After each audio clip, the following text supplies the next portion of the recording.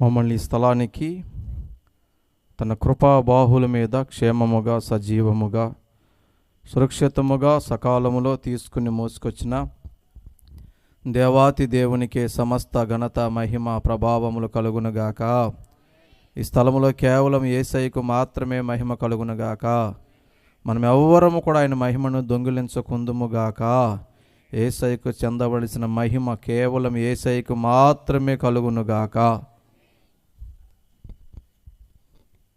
మమ్మల్ని ప్రేమతో ఆహ్వానించినటువంటి మరి దైవజనులు మా అన్నగారు మహేష్ అయ్య గారికి, అలాగే స్థానికంగా సేవ జరిగిస్తున్నటువంటి మరి అవకాశాన్ని కల్పించిన మార్క్ అయ్య గారికి, వారి కుటుంబాలకు ప్రత్యేక వందనాలు. ఆర్కెస్ట్రా వారికి కూడా ప్రత్యేక వందనాలు.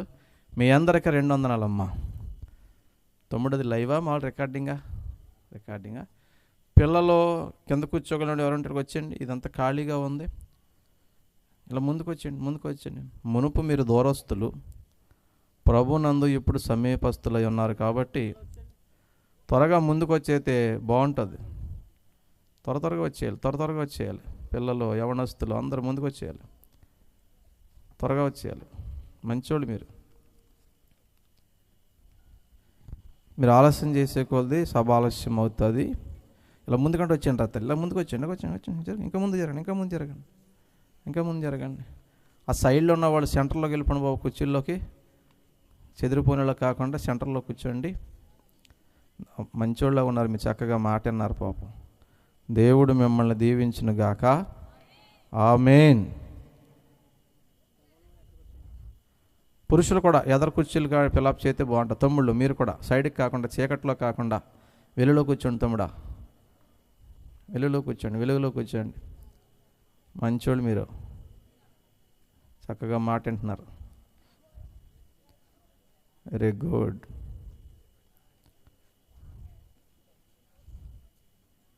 ఇంకా చైర్లు లేని వాళ్ళు ఎవరంటే ఎదర చైర్లు ఖాళీగా ఉన్నాయి, ముందుకు వచ్చేయచ్చు. దేవుని స్తోత్రం చెప్పండి గట్టిగా ఒకసారి. ఓ పాయింట్ సౌండ్ పెట్టండి. అదే 2 పాయింట్లు పెట్టండి. ఏం పెరుగుతలేదేటి? 4 పాయింట్లు పెట్టండి. సౌండ్ ఉన్న కాడికి పెట్టండి. మీ ఆయన గారి మీద కోపం వచ్చినప్పుడు కేకలు ఎత్తరు కదా అక్క, ఆ రేంజ్లో చెప్పండి దేవునికి స్తోత్రం. అలా తిడతారు మీ ఆయన గారిని, అబద్ధాలు ఆడకూడదు.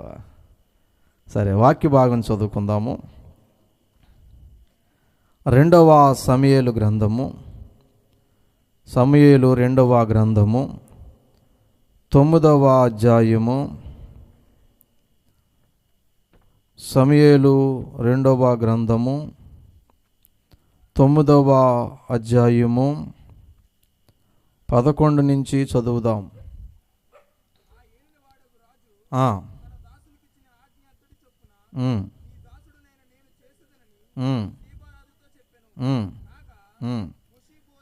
మెఫీబోషెతు రాజకుమారులలో ఒకడైనట్టుగా రాజు బల్ల యొద్దనే భోజనము చేయుచుండెను.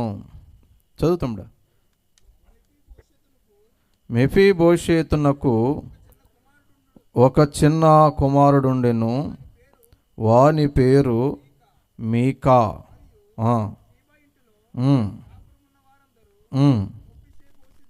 మెఫీబోషెతునకు దాసులుగా ఉండిరి. మెఫీబోషెతు యెరూషలేములో కాపురముండి సదాకాలము రాజు బల్ల యొద్ద భోజనము చేయుచుండెను.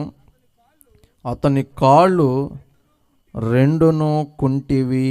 చిన్న ప్రార్థన చేసుకుని ప్రభు సహాయాన్ని పొందుకుందాము. తలల వంచండి. మహోన్నతుడా, మహాగణుడా, నేను మెఫీబోషెతు లాంటోడినే ప్రభువా, నీ కృప అనుగ్రహించండి. నన్ను నేల మట్టుకు తగ్గించండి, నన్ను మరుగు చేయండి. ఈ ప్రజల పరిస్థితులు, హృదయ స్థితిగతులు, కుటుంబ పరిస్థితులు, ఈ ప్రాంత పరిస్థితులు ఎరిగిన దేవుడు అయ్యా. ఎవరెవరు ఏ స్థితిలో వచ్చారో మీరు చూచుచున్న దేవుడు నాయన. నీ వాక్యము చేత ఆదరించండి, ధైర్యపరచండి, బలపరచండి. ఈ దీనదాసుని అభిషేకించి ఇర్మియా నోట మీ మాటలు ఉంచినట్టు నా నోట మీ మాటలు ఉంచండి తండ్రి. పౌలు గారు బోధిస్తుండగా లూదియా హృదయము తెరిచినట్లు అందరు హృదయము తెరిచి నీ వాక్యముతో నింపుమని యేసు నామమున ప్రార్థిస్తున్నాను పరమ తండ్రి, ఆమేన్. ప్రభునందు ప్రియమైన దేవుని పిల్లలారా, నా సాక్ష్యం ఎంతమందికి తెలుసో చేతులు చూపించండి. చాలామంది తెలుసు, కొంతమందికి తెలియదేమో. అయితే రెండు చెప్దాం, వాక్యం సాక్ష్యం కలిపి చెప్దాము. అలాగే అన్న. ప్రియమైన దేవుని బిడ్డలారా, ఒక మాట చెబుతాను, బాగా గుర్తుపెట్టుకోండి. జీవితం ఎప్పుడు, ఎక్కడ, ఎందుకు, ఎలా మారిపోతుందో మనకే తెలియదు.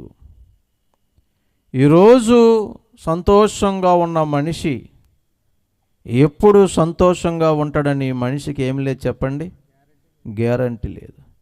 ఈరోజున్న బలము ఎప్పుడు ఉంటుందని గ్యారంటీ లేదు.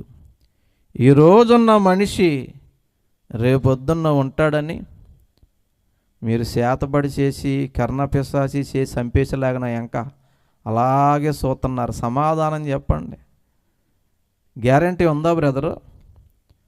పేట తమ్ముడు ఉన్నాడా, వెళ్ళిపోయా తమ్ముడు? అబ్బాయి తమ్ముడు. జేబుల్లో పెన్నకు గ్యారెంటీ ఉంది, తొడిగే చెప్పుకు గ్యారెంటీ ఉంది. చేతి తెచ్చారమ్మా చప్పట్లో. జేబుల్లో పెన్నకు గ్యారెంటీ ఉంది, తొడిగే చెప్పుకు గ్యారెంటీ ఉంది, గుండె సోదికి గ్యారెంటీ ఉంది, నీ గుండెకి గ్యారెంటీ లేదు. ఇయ్యాల ఇయ్యాల ఇయ్యాల ఇయ్యాల ఇయ్యాల ఇంట్లో రేపు మంటలు, ఇయ్యాల ఇంట్లో రేపు మంటలు. ఏది నీది కాదే యేసయ్య నీకు తోడే, ఏది నీది కాదే యేసయ్య నీకు తోడే. చప్పలు కొట్టండి అక్క. ఈ లోకంలో చాలా వస్తువులు గ్యారెంటీ ఉంది, కానీ మన గుండెకి ఏం లేదంటే గ్యారెంటీ లేదు. గ్రైండర్లకి, మిక్సీలకి, ఫ్యాన్లకి, ఏసీలకి అన్నిటికీ గ్యారెంటీ ఉంది. ఈరోజు ఏమంది, ఈ రాత్రి ఏమంది, రేపొద్దున మనం ఉంటామో వెళ్ళిపోతామో తెలీదు. ఈ రాత్రి నా దేవుడిని దర్శించబోతున్నాడు, నీ చరిత్రను మార్చబోతున్నాడు.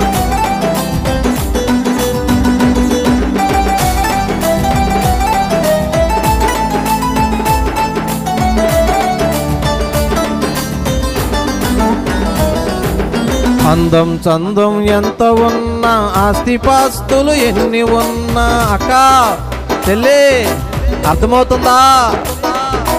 అందం చందం ఎంత ఉన్నా, ఆస్తిపాస్తులు ఎన్ని ఉన్నా, యేసయ్య లేకుండా ఎన్ని ఉన్నా అన్నీ సున్నా.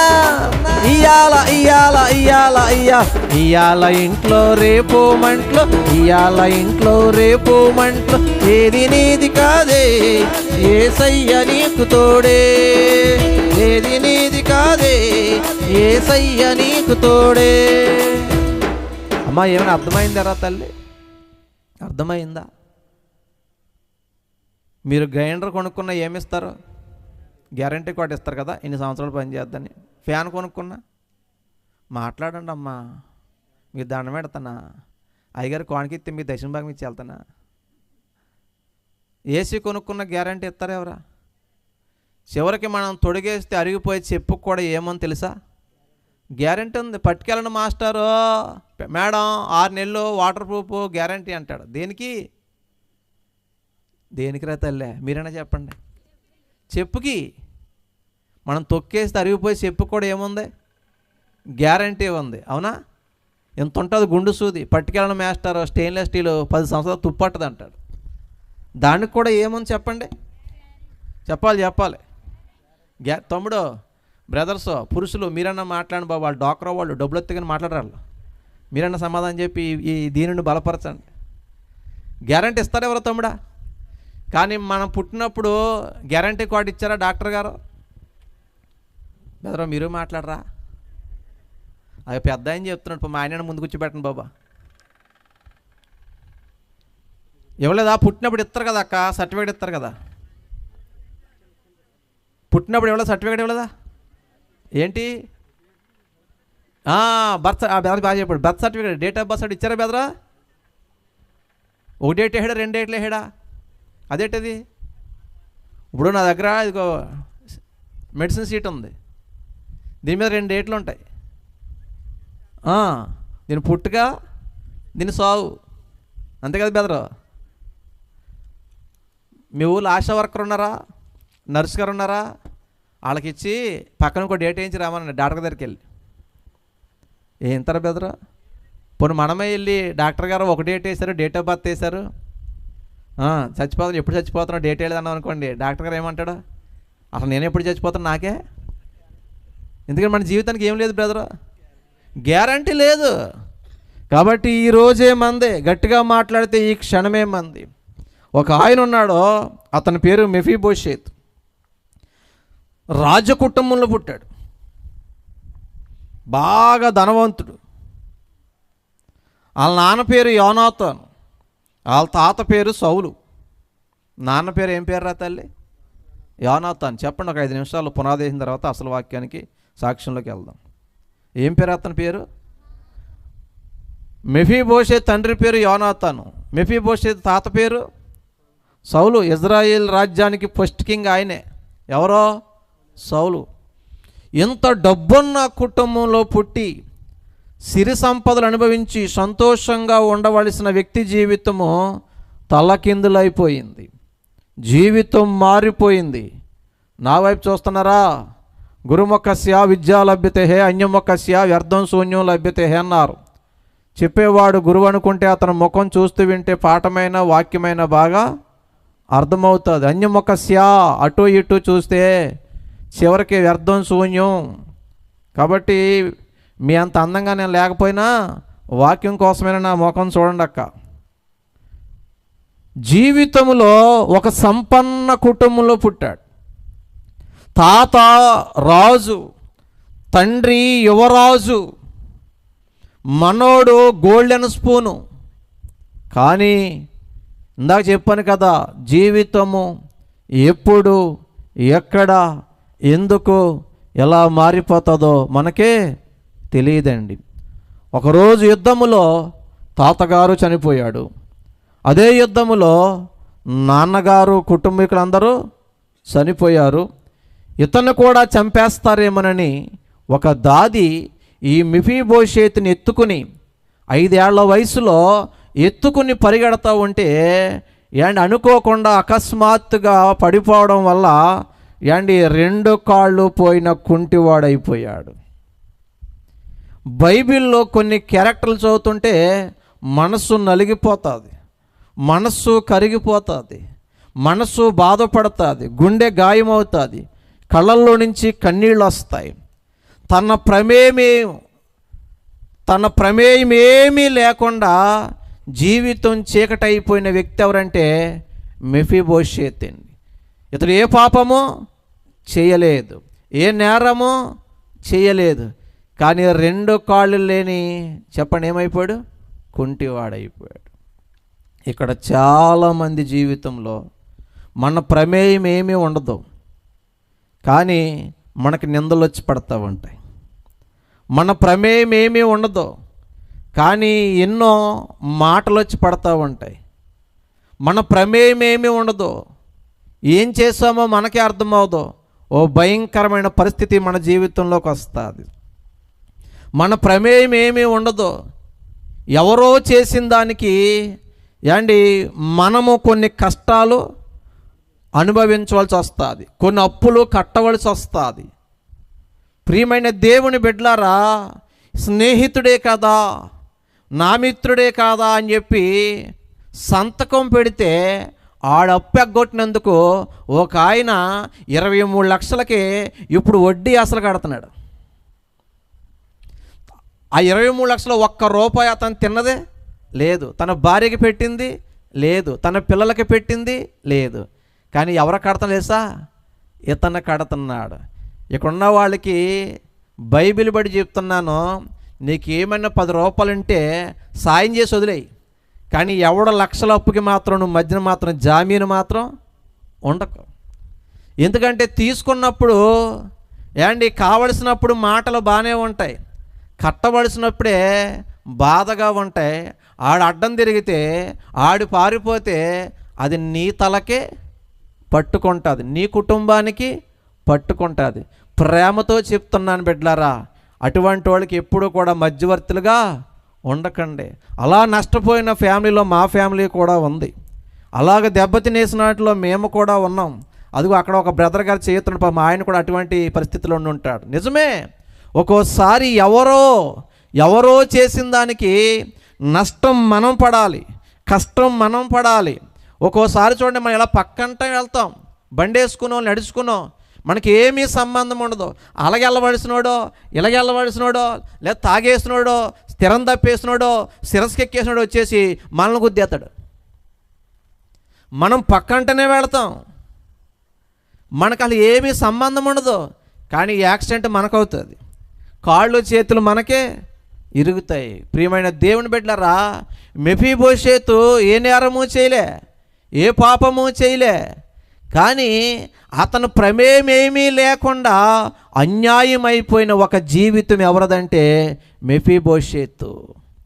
2 కాళ్ళు లేని కుంటువాడు. ఒకవేళ ఇక్కడ మీలో ఎవరైనా మీ ప్రమేయం ఏమీ లేకుండానే ఎన్నో బాధలు పడుతున్నారా అక్క? మీ ఆయన చేసిన దానికి నిన్ను అంటున్నారేమో. ఒక అత్తగారు ఉంటుందండి, కొడుకుని ఏమందో, ఆడి తాగొచ్చేసిన ఆడు అలా తాగుబోతు రావడం కారణం నువ్వంటది నిన్ను.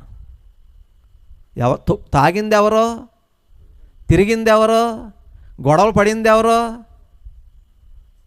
కానీ నింద ఎవరి మీదకి వస్తుంది? భార్య మీదకి వస్తూ ఉంటుంది. ఒకసారి నిన్ను చేసుకున్నాకే ఇలాగ అయిపోయి ఉత్తుదే.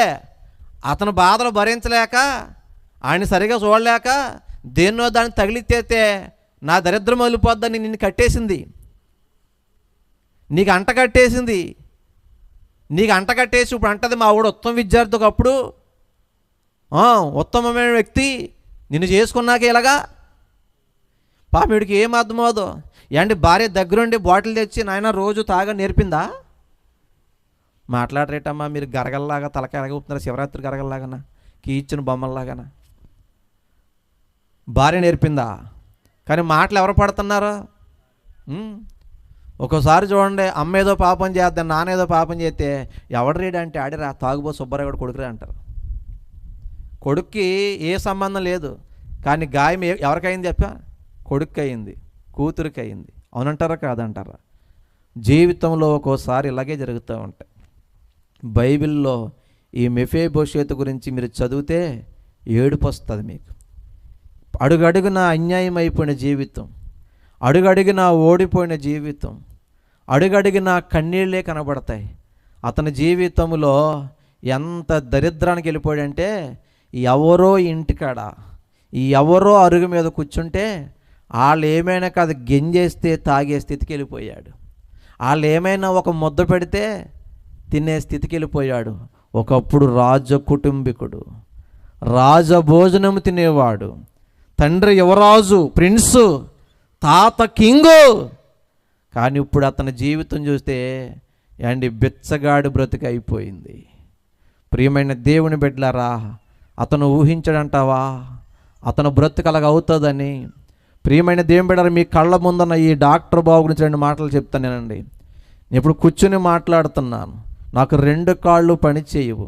ఒకప్పుడు నేను నడిచేవాడిని, ఒకప్పుడు నేను పరిగెత్తేవాడిని, క్రికెట్ ఆడేవాడిని, వాలీబాల్ ఆడేవాడిని, చదువుల్లో టాపర్ని. నా పేరు డాక్టర్ బాబు నెట్టాడు మా నాన్న. నన్ను డాక్టర్ని చేయాలని చెల్లి నా పేరు ఏమి పెట్టాడు రా? చెప్పండి రా, డాక్టర్ బాబు అని పెట్టాడు. నా పేరు ఏం పేరు చెప్పండి అందరు కూడా. నా పేరు చెప్తే మీకు ఎవరైనా గుర్తొస్తున్నారక్క? ఏదైనా దీపం గుర్తొస్తుందా? మీరు యాక్ట్ చేస్తున్నారు, మీరు నటిస్తున్నారు. ఏ దీపం గుర్తొస్తలేదు అక్క మీకు? అది అలా నిజం ఒప్పుకోవాలి తల్లి, అలా నిజం ఒప్పుకోవాలి. కార్తీక దీపం డాక్టర్ బాబుని అయితే నేను కాదు. ఒక ఆవిడ పాస్టర్ దగ్గరికి వచ్చి అంటుందంట, పాస్టర్ గారు ఉపవాసం ఉండి ప్రార్థన చేయండి, అమ్మ డాక్టర్ బాబు దీపక్క కలిసిపోవాలని అంటుందంట. పిచ్చి ముదిరిపోయింది ఆవిడికి. ఎవరు కలిసిపోవాలంటే బెదరా? డాక్టర్ బాబు దీపక్క కలిసిపోవాలంటే ఎంతకాలం ఎక్కడ ఉన్నవాళ్ళు? వాళ్ళు సీరియల్లో ఉన్నవాళ్ళు. అంటే ఈవిడ రోజు ఏం చూద్దే? ఇప్పుడు వాళ్ళ కలవాలని ఎవరు ప్రార్థన చేయాలంట? ఇక్కడ చాలామంది ఉంటారు, వాళ్ళు ఏడిచేస్తూ ఉంటారు. కొంతమంది ఆ సినిమా చూసి ఏడ్చేసి ఆ సీముడు ఆ చీరకే ఆ నైటీకి ఇవ్వండి మొత్తం అన్నావు కదా, తెగపామేసి తెగేడిసేసేసి కొడేరిపోచ్చేలాగా వాళ్ళు నటిస్తున్నారు. అవి నిజమైనటువంటివే అమ్మా జీవితాలు కాదు. నేను నా పేరు డాక్టర్ బాబే కానీ ఆ డాక్టర్ బాబు కాదు. ప్రియమైన దేవుని బిడ్డ జాగ్రత్తగా ఆలకించండి. మా నాన్నను డాక్టర్ని చేయాలనుకున్నాడు. నాకు ఊహ తెలిసిన కాడి నుంచి నువ్వేమవుతారంటే నేను డాక్టర్ అవుతానని వాడిని. మా మాస్టర్లు అనేవారు, వీడి నామాన్ని సార్థకతం చేసుకుంటాడు, ఈ డాక్టర్ బాబు అయిపోతాడు, డాక్టర్ అయిపోతాడు అనేవారు. నేను అలాగనుకున్నాను, డాక్టర్ అయిపోతానని. నా ఆశ డాక్టర్, నా కళ డాక్టర్, నా గమ్యం డాక్టర్. అలాగే చదివేవాడిని, చదువుల్లో కూడా టాపర్నే. కానీ ఒక్క మాట చెప్పనా, ఈ మెఫీబోషెతు జీవితంలో తన ప్రమేయం లేకుండానే 2 కాళ్ళు పోగొట్టుకొని కుంటివాడిగా మిగిలిపోయినట్టు సడన్గా ఒక్క రోజులో ఒక్క గడియలో నా జీవితం కూడా తలకిందులు అయిపోయింది. కూర్చుని 10వ తరగతి చదువుతున్నప్పుడు నేను 2000 సంవత్సరం, అది జనవరి 2వ తేదీ కూర్చుని హోంవర్క్ రాస్తుంటే నాకు సడన్గా నడుములో నొప్పి వచ్చేసిందండి. బ్యాక్ పెయిన్ వచ్చేసి విపరీతంగా కాళ్ళు బాధలు వచ్చేస్తుంటే ఆర్ఎంపీ డాక్టర్ గారిని తీసుకొచ్చి వైద్యం చేయించారు. తగ్గలేదండి. అమ్మ వింటున్నారా తల్లి?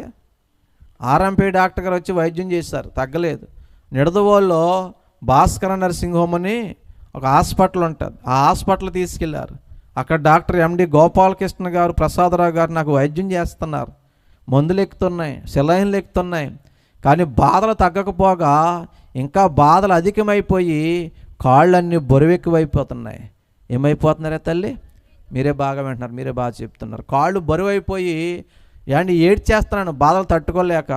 డాక్టర్ గారు ఈ అబ్బాయి ప్రసవ వేదన పడుతున్న స్త్రీలాగా విలవిల్లాడిపోతున్నాడు. ఈ అబ్బాయికి మత్తు ఇంజెక్షన్ ఇస్తే ఆ మత్తులో అయినా ఉపశమనం వస్తుందని నాకు మత్తు ఇంజెక్షన్ ఇచ్చారా చెల్లి. మత్తు దిగినప్పటికీ గమనించుకున్న విషయం ఏంటి తెలుసా? ఈ నడుము కింద నుంచి అవయవాలన్నీ చచ్చుబడిపోయి 2 కాళ్ళు పనిచేయని వికలాంగుడిగా మారిపోయా. నీకు ఫస్ట్ మాట చెప్పాను, గుర్తుందా? ప్రియమైన దేవుని బిడ్డారా, వింటున్నారా? అక్క వినండిరా తల్లి, ఇష్టం లేకపోతే అక్కడ ప్రార్థన కూడా ఉంది, వెళ్ళిపోయి శుభ్రంగా ఫ్యాన్ వేసుకుని పడుకోండి.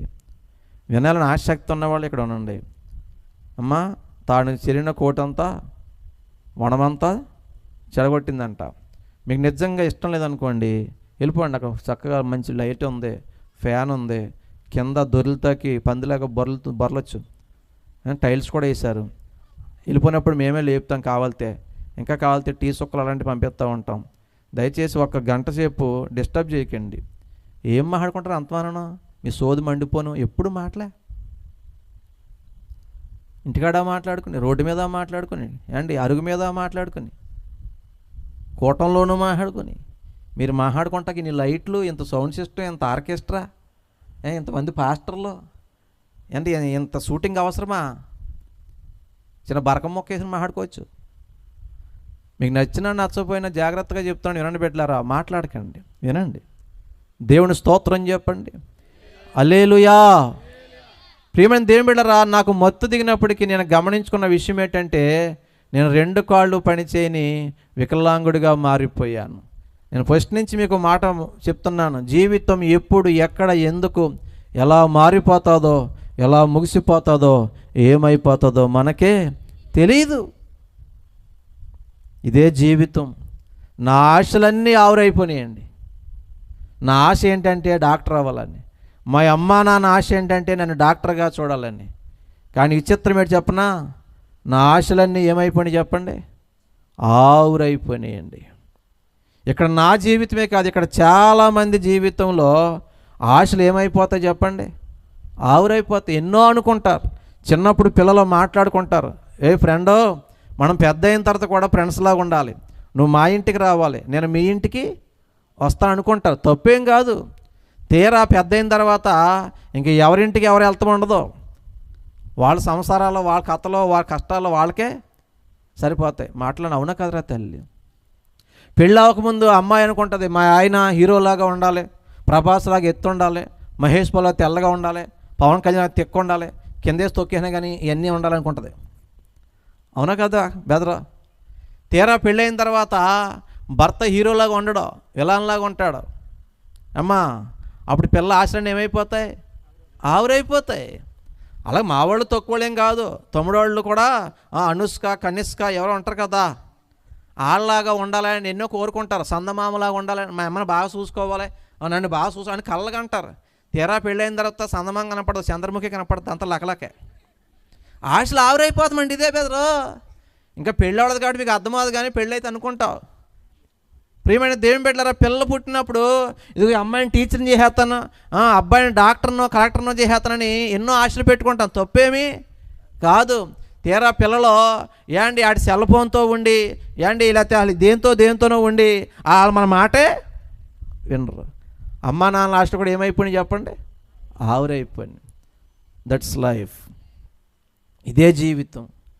ఆశలు వేరు, వాస్తవము వేరు.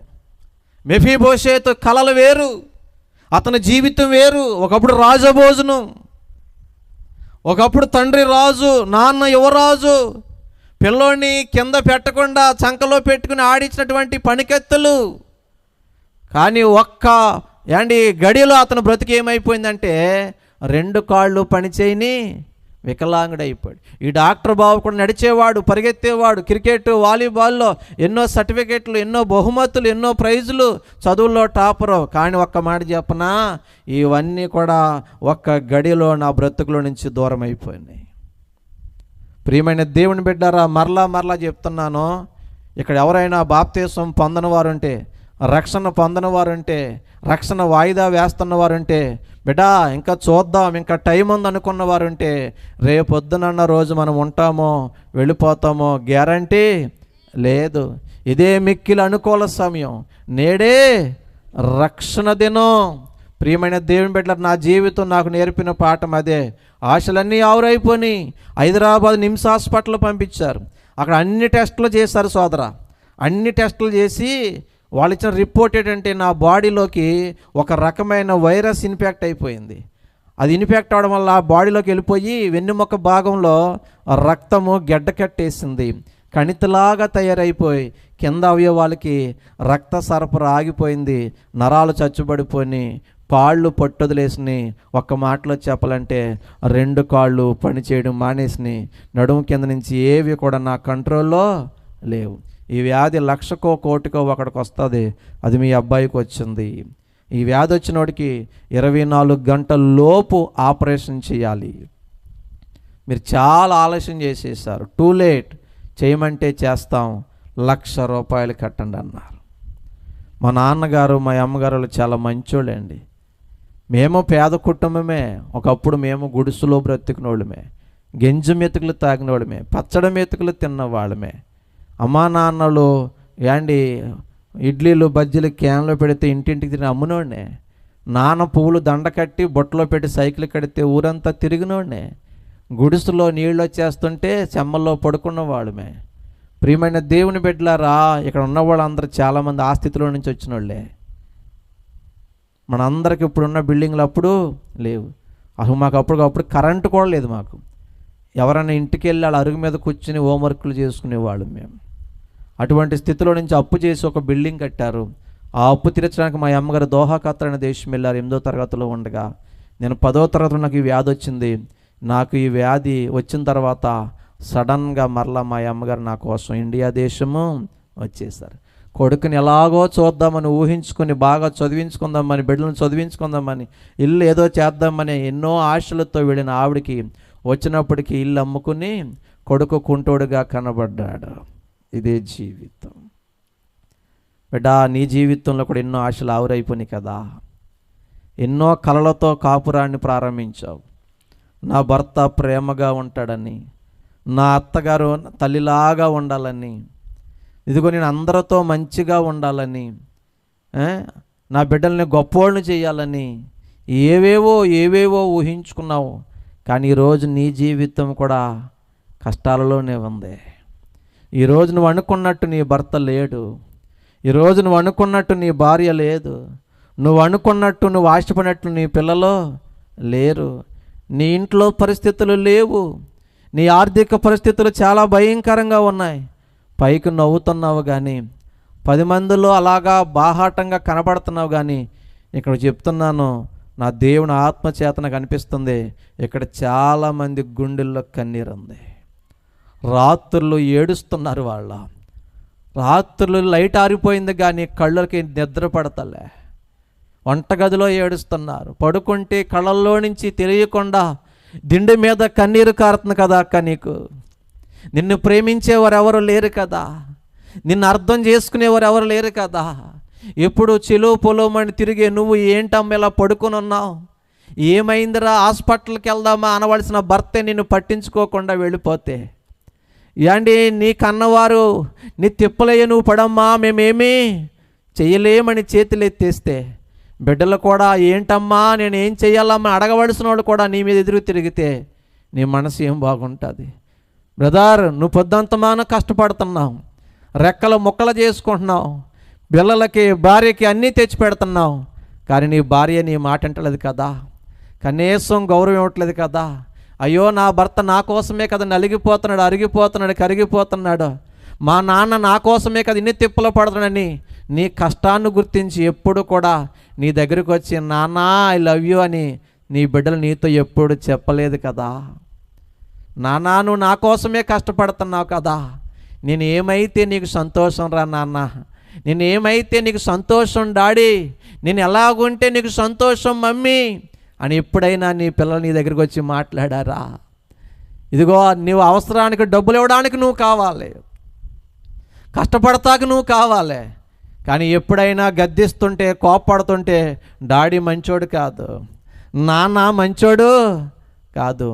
పిల్లలారా మీకు మంచి మాట చెప్తున్నానరా, మీ నాన్న మీ మీద కోపపడేది మీరంటే ఇష్టం లేక కాదురా, మీ అమ్మ మిమ్మల్ని గద్దించేది మీరంటే ప్రేమ లేక కాదురా. మీరు తప్పిపోకూడదని, ఆ సెల్ ఫోన్లో ఉండి మీ జబ్బులు తెచ్చుకోకూడదని, మీ కళ్ళు పోకూడదని, మీ చదువు పోకూడదని, మీరు చెడ్డ స్నేహాలకి వెళ్ళి మీ జీవితాలు పాడు చేసుకోకూడదని నీ తల్లి అయినా నీ తండ్రి అయినా గద్దిస్తున్నారు కానీ నీ మీద ప్రేమ లేక కాదు. ఎప్పుడైనా వెళ్ళావా, ఎప్పుడైనా చూసావా? ఈ రాత్రి లేకపోతే రేపు ఒక్కసారి మీ నాన్న బట్టలు ఎన్నో లెక్కెట్టు, నీ బట్టలు ఎన్నో లెక్కెట్టు. ఎవరికి ఎక్కువ బట్టలు ఉంటాయి తెలుసా? మీ బట్టలే ఎక్కువ ఉంటాయి. మీ నాన్న బట్టల ఖరీదెంతో చూడు, మీ అమ్మ చీర ఖరీదెంతో చూడు, నీ డ్రెస్సు ఖరీదెంతో చూడు. ఎవరిది ఎక్కువ రేటు ఉంటుంది తెలుసా? మీదే ఎక్కువ రేటు ఉంటుంది. ఇన్ని చేసిన నాన్న ఒక్కరోజు కొడితే నువ్వు బయటికి వెళ్ళి ఏమనుకుంటున్నావు? మా డాడీ మంచోడు కాదనుకుంటున్నావు. కాదురా, మీరంటే మీ అమ్మకి చాలా ఇష్టం, మీరంటే మీ నాన్నకు చాలా ఇష్టం. ఈ రాత్రి కూటమైపోయాక మీ నాన్న దగ్గరికి వెళ్ళి, నాన్న సారీ నాన్న, సారీ మమ్మీ, నిన్ను బాధ పెట్టాను, నిన్ను తిట్టాను, నిన్ను ఎదిరించాను, ఇంకెప్పుడు అలా చేయనని చెప్తారా? చెప్పరేట్రా? మీ మమ్మీ మంచిదా కాదా? మీ డాడీ మంచోడా కాదా? ఎప్పుడైనా తిట్టుకున్నారా లేదా? తిట్టుకోకుండా. ప్రియమైన దేవుని బిడ్డలారా, ఈరోజు ఈ మాట ఎందుకు చెప్తున్నానంటే, మా అమ్మ నాన్నలండి నా ఒక్కడి జీవితం బాగుపడాలని కట్టిన బిల్డింగ్ కూడా అమ్మేసి రోడ్డు పాలైపోయారు. ఇది కన్న ప్రేమ. ఇది ఎవరి ప్రేమ? కన్న ప్రేమ. ప్రియమైన దేవుని బిడ్డలారా, మీరు నమ్మినా నమ్మకపోయినా, మీకు నచ్చినా నచ్చకపోయినా, తమ్ముళ్ళారా ఒక్కసారి మీ నాన్నే కౌగులించుకుని ఎంత కాలమైంది చెప్పండి రా తమ్ముడా.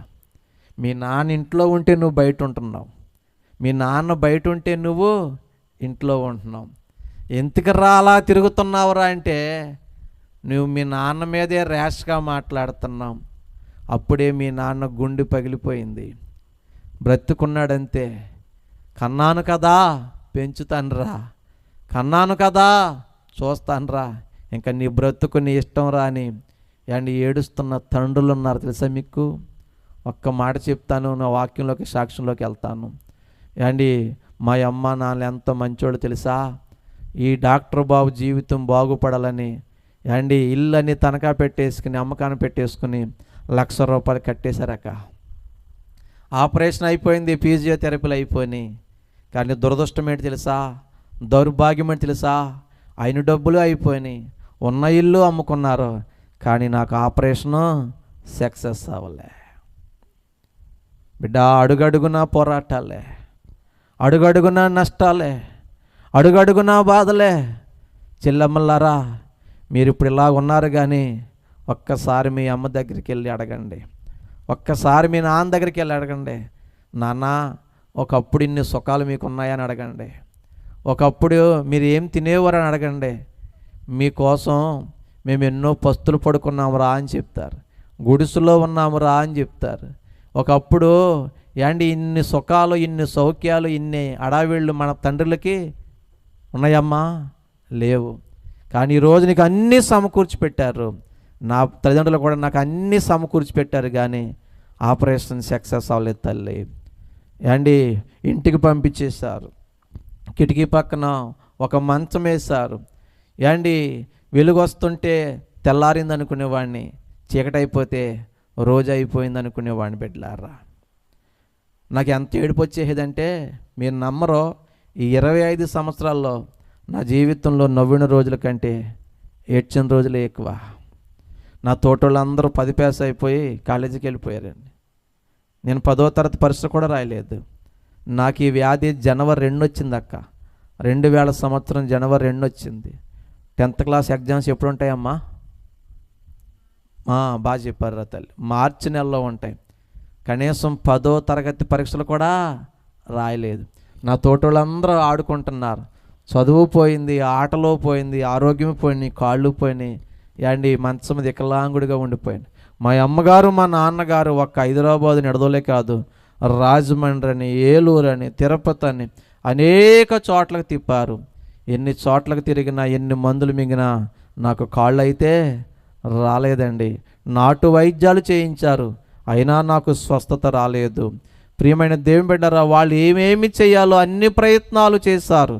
చేతబడి జరిగిందంటే ఎక్కడికో వెళ్ళి తెచ్చి అండి అవి ఏమంటారుగా తాయెత్తులు తెచ్చి కట్టేవారు. ఎన్ని ప్రయత్నాలు చేసినా నా జీవితంలో కొంచెం కూడా స్వస్థత రాలేదు. ఇంకా విచిత్రం ఏంటి తెలుసా? ఇంకా బాధ ఏంటి తెలుసా అక్క? నాకు మలద్వారం ఓపెన్ అయిపోయింది. 24 గంటలు మలం వచ్చేస్తూ ఉండేది. ఈ యూరిన్ అన్కంట్రోల్ అయిపోయింది. ట్యాప్ లీక్ అయిపోతే డ్రాపు ఎలా పడిపోతుందో అలాగే 24 గంటలు మలం వచ్చేస్తుంది, 24 గంటలు యూరిన్ వచ్చేస్తుంది. జీవితం దౌర్భాగ్యం అయిపోయింది. మంచం మీద అలా పడుకుని ఒళ్ళు కాళ్ళన్నీ పుల్లడిపోతూ ఉండేవి. మీరు అనుకోవచ్చు, బ్రదర్ పడుకోవడం కూడా అంత కష్టమా అంటే, 1-2 రోజులు పడుకోవడం కష్టం కాదేమో, కానీ ఇలా నెలల కొద్దీ, సంవత్సరాల కొద్దీ అలాగే పడుకుంటామంటే చాలా కష్టం. ఒక మాట చెప్పనాక 25 సంవత్సరాల నుంచి నేను ఇలా కూర్చుంటమే, మంచం మీద అయినా, కానీ ఇంట్లో అయినా, కారులో అయినా, ఇలా స్టేజీ మీద అయినా కూర్చుంటమే. ఇంక ఇంటికాడైతే కాసేపు పడుకుంటాం. ఇలా కూర్చుని రాకూడని వ్యాధి ఎన్నో వచ్చేసి నాకు. పడుకుంటాం కూడా కష్టమంటే కష్టమే. ప్రియమైన దేవుని బిడ్డలారా, ఈ బ్రతకలేకపోతున్నాను. చదువు పోయింది, ఆటలు పోయినాయి, ఆరోగ్యం పోయినాయి, అన్నీ పోయినాయి. అందరికి భారం తప్ప ఎందుకు పనికిరానని చచ్చిపోదామని 3 సార్లు సూసైడ్ చేసుకున్నాను. కానీ నాకు చావు రాలేదండి. ఇప్పుడు నేను అనుకుంటున్నాను, నా ఆలోచన వేరు, దేవుని యొక్క ప్రణాళికలు వేరు. మనం ఎన్నో అనుకుంటాం బిడ్డలారా, మనం ఎన్నో అనుకుంటాం, కానీ దేవుడు ప్రణాళికలు వేరుగా ఉంటాయి. ప్రియమైన దేవుని బిడ్డలారా, చాలామంది అయితే ఆడి పేరు డాక్టర్ బాబు అంట, కాంపౌండర్ కూడా అవ్వలేదన్నారండి. ఇంకొంతమంది అయితే ఆడికి మలమూత్ర విసర్జన ఆగుతలేదు, ఆడు ఏ క్షణమైనా చచ్చిపోతాడు, మనిషి క్షీణించిపోతున్నాడు, డాక్టర్ బాబు దీపం ఆరిపోద్దనివారు.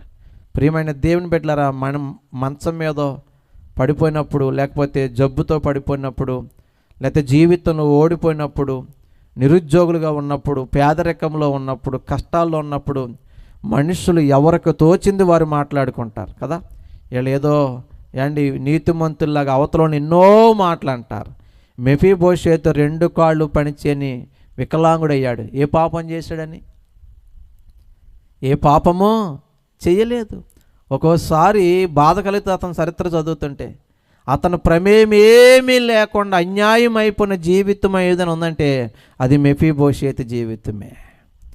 ప్రియమైన దేవుని బిడ్డలారా, మనిషి పడిపోయాడని, ఇంకా వాడు లేవడని, ఆడు బ్రతుకు అంతే అని, ఆమె బ్రతుకు అంతే అని, ఆమె కాపురం అంతే అని, లేదా వాళ్ళ భర్త అంతే, వాళ్ళ కొడుకు ఇంతే అని ఎప్పుడు ఎవరి గురించి తక్కువ అంచనా వేయొద్దు, తృణీకరించి మాట్లాడొద్దు.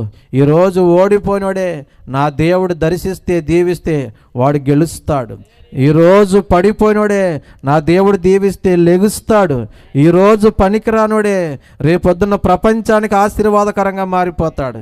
ఈ ఇంట్లో నువ్వు ఎవరినైతే వేస్ట్ అంటున్నావో రేపొద్దున్న ఆ బిడ్డే రేపొద్దున్న ఈ ఇంటికి మూలరాయి అవుతుంది. ఈ రేపొద్దున్న నువ్వు ఏ ఇంట్లో నీ కోడల్ని దూషిస్తున్నావో రేపొద్దున ఆ కోడలే నీకు దిక్కు అవుతుంది. జాగ్రత్త.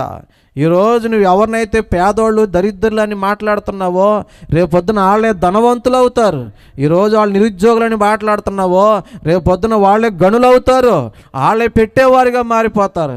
ఈరోజు చిన్న సంఘం ఉందని, చిన్న సేవకుడు ఉన్నారని ఏదో ఒక చిన్న చూపు చూస్తున్నారేమో. నా దేవుడు దీవిస్తే ఇదిగో ఈ ప్రాంతానికి ఈ సంఘమే మూల సంఘంగా మారుతుంది. ఈ దైవజనుడు ప్రార్థన చేస్తే అద్భుతాలు జరుగుతాయి. ఈ దైవజనుడు ప్రార్థన చేస్తే స్వస్థతలు జరుగుతాయా పాస్టర్ గారు అంటే జరుగుతాయి. ఎప్పుడు ఎవరిని తక్కువ అంచనా వేయకు.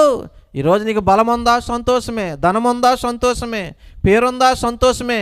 కానీ అవి ఉన్నావని గర్వించి అవి లేనోళ్ళని ఎప్పుడు తృణీకరించి మాట్లాడకూడదండి. డాక్టర్ బావగడ దీపం మారిపోయింది, ఆడు చచ్చిపోతాడో, ఆడు డాక్టర్ అంట, కాంపౌండర్ కూడా అవ్వలేదంట. నిజమే, అవ్వలేదు, నేను కాంపౌండర్ అవ్వలేదు, 10వ తరగతి పరీక్షలే రాయలేకపోయానక్క. వింటున్నారా నా మాట? అర్థమవుతున్నాయా నా మాటలో? ప్రియమైన దేవుని బిడ్డలారా, వికలాంగుల జీవితాలు అంటే అందరికీ లోకువేనండి. వికలాంగుల జీవితాలు అంటే అందరికీ లోకువే. ఎందుకంటే తిడితే తిట్టలేం, కొడితే కొట్టలేం, ఎందుకు ఏమీ కాదని. ప్రియమైన దేవుని బిడ్డలారా, ప్రియమైన దేవుడు ఒక్కసారి నా మాట జాగ్రత్తగా ఆలకించండి. ఈరోజు కూడా నీ జీవితం కూడా కష్టాల బాటలో ఉందేమో, కన్నీటి లోయలో ఉందేమో, చాలా భయంకరమైన స్థితిలో నువ్వు బాధపడుతూ ఈరోజు ఈ కూటానికి వచ్చావేమో. ఈ సభలు ఎందుకో తెలుసా? దైవజనుడు బాగుపడతా కాదు, దైవజనుడు కుటుంబం బాగుపడతా కాదు, ఈ గ్రామంలో కొంతమంది జీవితాలు మార్చడానికి ఈ సభలో ఈ ఖర్చు, ఈ ప్రయాస, ఈ కష్టం. మీరు నమ్మినా నమ్మకపోయినా ఈ సభ అంతా కేవలం మీ క్షేమం కోసమే. దేవునికి స్తోత్రం చెప్పండి. ఒక మీటింగ్ పెట్టాలంటే ఎన్ని టెన్షన్లు ఉంటాయో తెలుసాక? లైటింగ్ టెన్షన్లో, సౌండ్ సిస్టమ్ టెన్షన్లో, వాతావరణం టెన్షన్లో, కరెంటు టెన్షన్లో, పాస్టర్ గారి గురించి టెన్షన్లో, జనం వస్తారో రారో టెన్షన్లో. అవునంటారా కాదంటారా? ఎప్పుడు ఏం జరుగుతుందో, ఎంత ప్రయాస, ఎంత ఒత్తిడి, ఎన్ని బాధలు ఎందుకు తెలుసా? ఇదిగో ఆ బిడ్డ జీవితం మారాలి, ఈ బిడ్డ బ్రతుకు మారాలి. ఎవరో ఒకరికి ఒక మాట అన్న వెళితే వాళ్ళు బ్రతుకుతారు, వాళ్ళు బాగుపడతారు, వారి జీవితం వెలిగించబడతాయని దైవజనుడు ఎంత ప్రయాసపడి, మందిరం చూసినా చిన్నదే, దైవజనుడు చిన్నోడే, కానీ సభ చూస్తే మాత్రం చాలా ఘనంగా ఉంది. అంటే ఇది దేవుడి ఏర్పాటులో ఉన్న సంఘం, ఇది దేవుడి ఏర్పాటులో ఉన్న దైవజనులు. ఇది రాబోయే రోజులు ఈ పరిచర్య ఇలాగ ఉండదు, రాబోయే రోజులు మీ సంఘం ఇలాగ ఉండదు. మీరు చూస్తున్నారు, నేను పలికి వెళ్ళిపోతున్నాను ఈరోజు. మీరు తర్వాత చూడండి, 2-3 సంవత్సరాల తర్వాత ఈ రూపురేఖలు అన్నీ మారిపోబోతున్నాయి. ఆమేన్. ప్రియమైన దేవుని బిడ్డలారా, నేను అడిగాను సేవకి వచ్చినప్పుడు, ప్రభువా నేను ఎక్కడికైనా వెళితే వాళ్ళు పెట్టిన భోజనం తినొచ్చేసి వాళ్ళు ఇచ్చిన కొన తీస్తే నాకే ఉపయోగం, నీకు నీ రాజ్యానికి అక్కడ సంఘానికి ఏం ఉపయోగం ఉండదు. అలా కాదు, నేను వెళ్ళిన ప్రతి చోట కార్యం జరగాలి, నేను వెళ్ళిన ప్రతి సంఘంలోనూ కార్యం జరగాలి. అలాగైతే నన్ను తీసుకెళ్ళు, అలాగైతే నన్ను వాడుకోమనను. ఆ రోజు నుంచి ఈ రోజు దాకా ఏ సంఘానికి అడుగుపెట్టిన ఆశీర్వాదమే. దేవునికి స్తోత్రం, హల్లెలూయా. ఈ రాత్రి మీ జీవితం కూడా అద్భుతం చేయబోతున్నాడు. చివరి దాకా వినండి. ఇంకొక అర్ధగంట సేపు అయినా ఓపిక పట్టండి బిడ్డలారా, నా మాట వినండి. ఇన్ని మాటలు నేను భరిస్తున్నాను. ఒక మాట చెప్పనా, అందరూ అనుకున్నారు నా బతికి అయిపోయిందని. మా అమ్మగారు చేసిన మంచి మాట చేసా, రే ప్రార్థనకి వెళ్దాం రా, అన్ని హాస్పిటల్ తిరిగాం, డాక్టర్ల చేతులు ఎత్తేస్తారు, ఇదిగో ప్రార్థనకి వెళ్దాం, యేసు ప్రభు గుడికి వెళ్దామంటే ఆడు దుర్మార్గుడాడు, ఆడు మంచోడు కాదు, ఆడు దేవుడు కాదు, ఇదిగో చిన్నపిల్లని వికలాంగుని చేసిన ఆడు దేవుడేంటి అని యేసు ప్రభుని దూషించి ద్వేషించి బైబిల్ విసిరిన ఘోర పాపిని, దుర్మార్గుడిని. ఆ నిరాశలో, ఆ బాధలో, కాళ్ళు పోయాయని నిరాశలో, ఆటలు ఆడలేకపోతే నిరాశలో, చదువు ఆగిపోయిందని, నా బ్రతికలుగా అయిపోయిందని బాధలో, ఆ బాధలో ఆ కోపం అంతా ఎవరి మీద చూపించానంటే నేను దేవుడి మీద చూపించాను. నాకు లాంటి ఇక్కడ చాలామంది ఉండొచ్చు, ఒకరో ఇద్దరు ఉండొచ్చు. బాధలు ఎక్కువైపోయినప్పుడు ఏం దేవుడో ఏంటో, అసలు దేవుడు ఉన్నాడంటావా ఏండి కదా. ఒక ఆయన పాట రాశాడు, ఉన్నావా అసలు ఉన్నావా, ఉంటే కళ్ళు మూసుకున్నావా అన్నాడు. అండి నేను అంతకన్నా భయంకరమైన మాటలు మాట్లాడాను. యేసు ప్రభు మీద కోపంతో ఎంతోమందికి మొక్కాను, ఎందరినో పిలిచాను, ఎందరినో పూజించాను, కానీ ఒక్కరు కూడా నా బ్రతుకులో కార్యము చేయలేదు.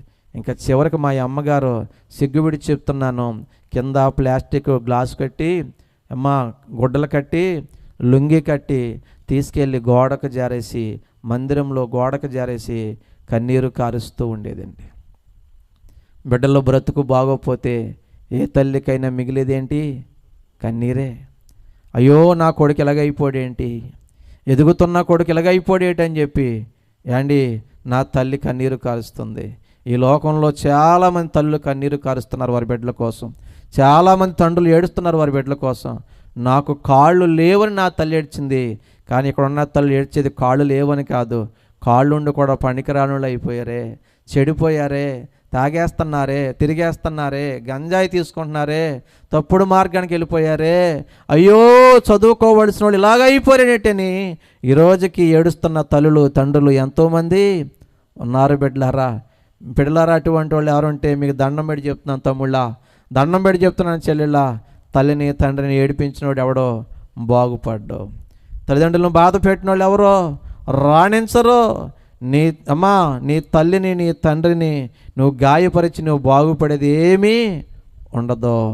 నువ్వు దీర్ఘాయుష్మంతుడు అన్నట్లు నీ తల్లిని నీ తండ్రిని సన్మానించమని దేవుడు చెప్తున్నాడు.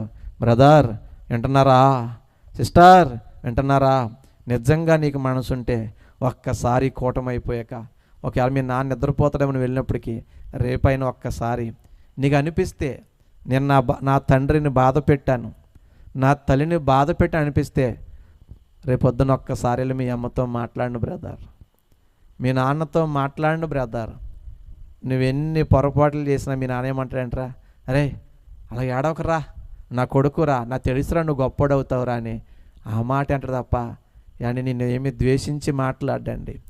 నా మాట ఉత్తుదైతే రేపు ఒక్కసారి ట్రై చేసి చూడండి.